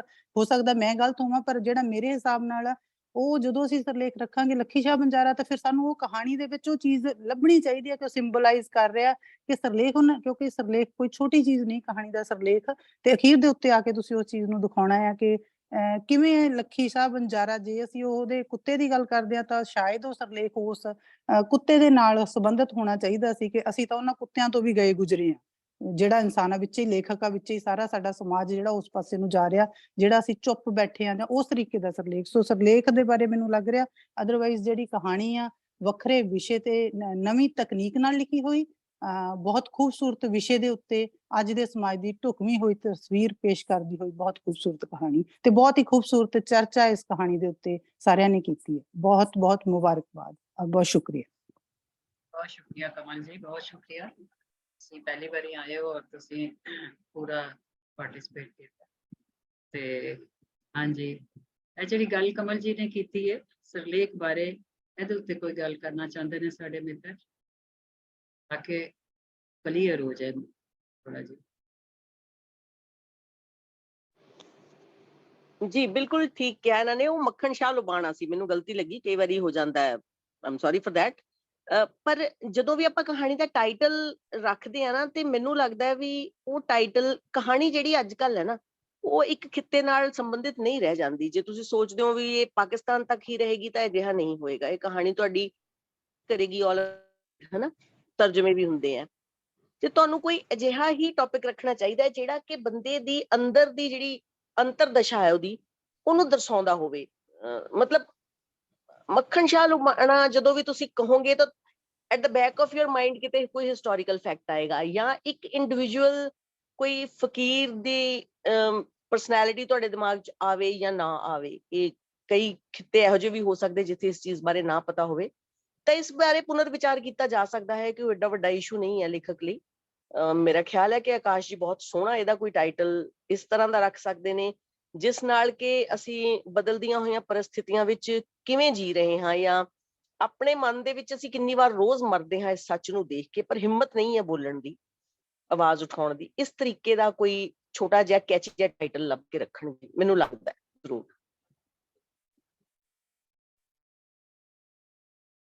ਜੀ मेरे ख्याल से बड़ी परवीन गलबात हो गई है साड़ी कहानी उत्ते।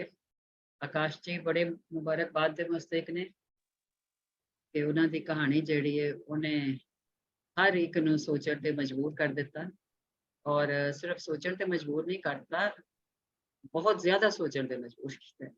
इहदे ते इहनूं बार-बार पढ़िया जाए और मजीद इहदे ते गौर फिकर किया जाए। ते साडे जिहड़े ने सा नज़म जिहड़ा सी वो ज्योति बाबा जी नहीं पहुंच सके, ते मेरे ख्याल च बहुत जबरदस्त गलबात परवीन हो गई है। क्यों मंजूर जी, ठीक है? और मेरे ख्याल वाइंड अप करिए ते सारे मंजूर दोस्तां दा- डॉक्टर साहब सर ਤੁਸੀਂ म्यूटेड हो, मंजूर सर जी म्यूटेड हाँ। हो।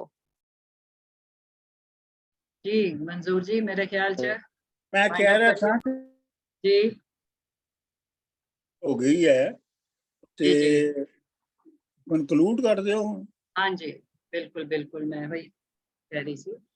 ते मैं एक बारी फिर बहुत ज्यादा शुक्रिया अदा करनी है आकाश जी ਤੁਹਾਡਾ, ਤੁਸੀਂ ਆਏ, ਤੁਸੀਂ ਟਾਈਮ ਦਿੱਤਾ ਔਰ ਇੰਨੀ ਸੋਹਣੀ ਤੁਸੀਂ ਆਪਣੀ ਲਿਖਤ ਸਭ ਦੇ ਸਾਡੇ ਸਾਹਮਣੇ ਰੱਖੀ। ਬੜਾ ਸਭ ਨੇ ਇੰਜੋਏ ਕੀਤਾ ਹੈ ਔਰ ਬਹੁਤ ਤੁਹਾਨੂੰ ਮੁਬਾਰਕਬਾਦ। ਇਹਦੇ ਇਲਾਵਾ ਆਪਣੇ ਸਾਰੇ ਸੰਗਤੀਆਂ ਦਾ ਬਹੁਤ ਬਹੁਤ ਸ਼ੁਕਰੀਆ। ਤੇ ਹੁਣ ਅਸੀਂ ਥੈਂਕ ਯੂ ਸਮੀਨਾ ਜੀ। ਤੇ ਤੁਸੀਂ ਲਿਖਦੇ ਰਹੋ, ਮੈਂ- ਹੋਰ ਮਜ਼ੀਦ ਲਿਖਦੇ ਰਹੋ, ਖੁਸ਼ ਰਹੋ। ਔਰ ਮੈਂ ਇੱਕ ਗੱਲ ਹੋਰ ਐਡ ਕਰ ਦਿਆਂ ਕਿ ਆਕਾਸ਼ ਜੀ ਦੀ ਜਿਹੜੀ ਕਿਤਾਬ ਹੈਗੀ ਹੈ ਓਮ ਪ੍ਰੇਮ ਕੁਟੀਆ, ਇਹਨੂੰ ਪਲਾਕ ਨੇ ਵੀ ਅਵਾਰਡ ਦਿੱਤਾ ਹੈ, ਤੇ ਇਹਦੇ ਇਲਾਵਾ ਹੋਰ ਵੀ ਕਈ ਥਾਵਾਂ ਤੇ ਇਹਨਾਂ ਨੂੰ ਇਸ ਕਿਤਾਬ ਤੇ ਅਵਾਰਡ ਦਿੱਤਾ ਗਿਆ। ਔਰ ਮੇਰੇ ਖਿਆਲ 'ਚ ਇਹ ਕਹਾਣੀ ਵੀ ਸ਼ਾਇਦ ਇਸੇ ਕਿਤਾਬ ਦਾ ਹਿੱਸਾ ਹੈ। ਕਿਉਂ ਆਕਾਸ਼ ਜੀ? ਓਮ ਨਹੀਂ ਪ੍ਰੇਮ ਜੀ, ਕੁਟੀਆ ਇਹ ਅਪਕਮਿੰਗ ਜਿਹੜੇ ਇਸ ਤੋਂ ਅੱਛਾ, ਬਾਅਦ ਜਿਹੜੀ ਬੁੱਕ ਆਏਗੀ, ਇਹ ਤੇ ਮੈਂ ਬੀਬਾ ਜੀ ਨੂੰ ਤੇ ਇੱਕ ਮੈਮ ਗੱਲ ਕਰ ਰਹੇ ਸੀਗੇ ਹਰਪ੍ਰੀਤ ਜੀ ਨੂੰ, ਉਹਨਾਂ ਨੂੰ ਰਿਕੁਐਸਟ ਕਰਾਂਗਾ ਕਿ ਕਾਈਂਡਲੀ ਉਹ ਟਾਈਟਲ ਜਿਹੜਾ ਨਾ ਖੁਦ ਤਜਵੀਜ਼ ਕਰਨ, ਤੇ I will given that a place ਕਿ ਉਹ ਮੇਰੇ ਤਾਂ ਜਿਹੜਾ ਖਿਆਲ ਵੀ 'ਚ ਇਸ ਦਾ ਸਰਨਾਮਾ ਨਹੀਂ, ਜਿਹੜਾ ਨਾ ਜੀ ਜੀ ਜੀ ਅਸਮੀਨਾ ਜੀ। ਜ਼ਰੂਰ, ਅਸੀਂ ਮੈਂ ਇਸ ਲਾਇਕ ਤਾਂ ਨਹੀਂ ਹੈ ਪਰ ਹਾਂਜੀ। ਕੋਸ਼ਿਸ਼ ਜ਼ਰੂਰ ਕਰੂੰਗੀ। ਮੈਂ ਇੱਕ ਗੱਲ ਆਖਾਂ ਇਹਦੇ ਬਾਰੇ, ਸਰਨਾਮੇ ਬਾਰੇ, ਔਰ ਮੇਰੇ ਲਈ ਬੜੀ ਆਨਰ ਦੀ ਗੱਲ ਹੋਏਗੀ। that is ਆਕਾਸ਼ ਜੀ, I think it's a writer's prerogative, ਉਹ ਜਿਹੜਾ ਵੀ ਸਰਨਾਮਾ ਲਿਖਣਾ ਚਾਹਵੇ। ਇਹ ਔਰ I think ਜੇ ਇਹ ਸਰਨਾਮਾ ਏਦਾਂ ਦਾ ਨਾ ਹੋਵੇ ਤੇ ਤੁਸੀਂ ਇੰਨਾ ਨਾ ਸੋਚੋ। I think ਅਸੀਂ ਲੋਕ ਇੰਨਾ used to ਹੋ ਗਏ ਆ ਕਿ ਕੋਈ ਕਹਾਣੀ ਲਿਖਣ ਤੋਂ ਪਹਿਲਾਂ ਸਾਨੂੰ ਪਹਿਲਾਂ ਪਤਾ ਹੋਣਾ ਚਾਹੀਦਾ ਹੈ ਕਿ ਵੀ ਇਹ ਕਿੱਧਰ ਜਾ ਰਹੀ ਹੈ। Is it a romantic story? Is it an adventure? ਇਹ ਸਾਨੂੰ ਸਰਨਾਮੇ ਤੋਂ ਪਤਾ ਲੱਗ ਜਾਣਾ ਚਾਹੀਦਾ। ਮੈਨੂੰ ਲੱਗਦਾ ਹੈ ਕਿ ਜੇ ਤੁਹਾਨੂੰ ਏਦਾਂ ਦਾ ਥੋੜਾ ਜਿਹਾ ਪੇਚੀਦਾ ਜਿਹਾ ਹੋਵੇ, ਅੱਛਾ ਫਿਰ ਔਰ ਫਿਰ ਜਿਹੜਾ ਇਹ ਤੇ ਡਿਪੈਂਡਸ ਔਨ ਜਿਹੜਾ ਪੜ੍ਹ ਰਿਹਾ। ਅਸੀਂ ਕਈਆਂ ਨੇ ਹੁਣ ਜੇ ਵਾਕਈ ਸੋਚੀਏ, ਅਸੀਂ ਕਈਆਂ ਨੇ ਉਹ ਦੇਖੋ ਉਸ ਟਾਈਟਲ ਦੇ ਨਾਲ ਐਸੋਸੀਏਟ ਕੀਤੀ ਆਪਣੀ ਆਪਣੀ ਸੋਚ ਦੇ ਮੁਤਾਬਿਕ ਕਿ ਇਹ ਕਹਿਣਾ ਚਾਹ ਰਹੇ ਹੋਣੇ, ਸ਼ਾਇਦ ਇਹ ਕਹਿਣਾ ਚਾਹ ਰਹੇ ਹੋਣੇ। I think ਅਸੀਂ ਬਹੁਤ used to ਹੋ ਗਏ ਆ ਕਿ everything ਸਾਨੂੰ ਰੈਡੀਮੇਡ ਮਿਲੇ। I think so। ਮੈਨੂੰ ਏਦਾਂ ਦਾ ਥੋੜਾ ਜਿਹਾ ਪੇਚੀਦਾ ਦੀ ਚੀਜ਼ ਜਿਹਦੇ ਮੈਂ ਸੋਚਿਆ ਕਿਉਂ ਲਿਖਿਆ, ਕਿਸ ਤਰ੍ਹਾਂ ਲਿਖਿਆ। ਜੀ ਜੀ ਜੀ ਬਾਬਾ ਜੀ। ਅਸੀਂ ਆਪਣੀ ਜੀ ਜੀ ਬਾਬਾ ਖਤਮ ਕਰ ਦਈਏ, ਉਹਦੇ ਬਾਅਦ ਜ਼ਰੂਰ ਗੱਲਬਾਤ ਗੱਲ ਜਾਰੀ ਕਰਨੀ ਚਾਹੁੰਦੇ ਰਹੇਗੀ। ਹਾਂ। ਕਹਾਣੀ ਦਾ ਹਾਂਜੀ ਡਾਕਟਰ ਸਾਹਿਬ ਬੋਲ ਰਹੇ, ਸਮੀਨਾ ਜੀ, ਡਾਕਟਰ ਸਾਹਿਬ ਕਹਾਣੀ ਦਾ ਸਰਨਾਮਾ ਬਦਲਣਾ ਹੈ ਨਾ, ਜੀ ਜੀ ਜੀ ਬਾਬਾ। ਤੇ ਕਹਾਣੀ ਦਾ ਸਰਨਾਮਾ ਕਰ ਦਿਓ ਕੁੱਤੀ ਰਵੇ ਫਕੀਰ ਦੀ।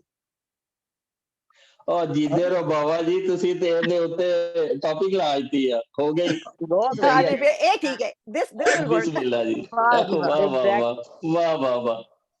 ਚਲੋ ਜੀ, ਇਹ ਵੀ ਡਨ ਹੋ ਗਿਆ ਜੀ ਆਕਾਸ਼ ਜੀ। ਓਕੇ ਜੀ। Thank you. ਥੈਂਕ ਯੂ ਜੀ, Okay, ਥੈਂਕ ਯੂ, bye. ਸਭ ਦਾ ਸ਼ੁਕਰੀਆ, ਪੂਰੀ ਬਹੁਤ ਸੰਗਤ ਦਾ। ਸ਼ੁਕਰੀਆ ਜੀ, ਬਹੁਤ ਰੱਬ ਸ਼ੁਕਰੀਆ। ਰਾਖਾ ਜੀ। ਫਿਰ ਮਿਲਾਂਗੇ, ਰੱਬ ਰੱਖੇ ਸਾਰਿਆਂ ਦਾ। ਫਿਰ ਮਿਲਾਂਗੇ 15 ਦਿਨ ਜੀ। ਬਾਅਦ। ਰੱਬ ਰਾਖਾ। ਹਾਂਜੀ, ਰੱਬ ਰਾਖਾ ਜੀ ਸਾਰਿਆਂ ਥੈਂਕ ਯੂ ਦਾ, ਜੀ, ਬਹੁਤ ਸ਼ੁਕਰੀਆ, ਵੰਡਰਫੁਲ। ਰੱਬ ਰੱਖਾ। ਬਹੁਤ ਸ਼ੁਕਰੀਆ ਜੀ, ਮਿਹਰਬਾਨੀ। Thank you, thank you.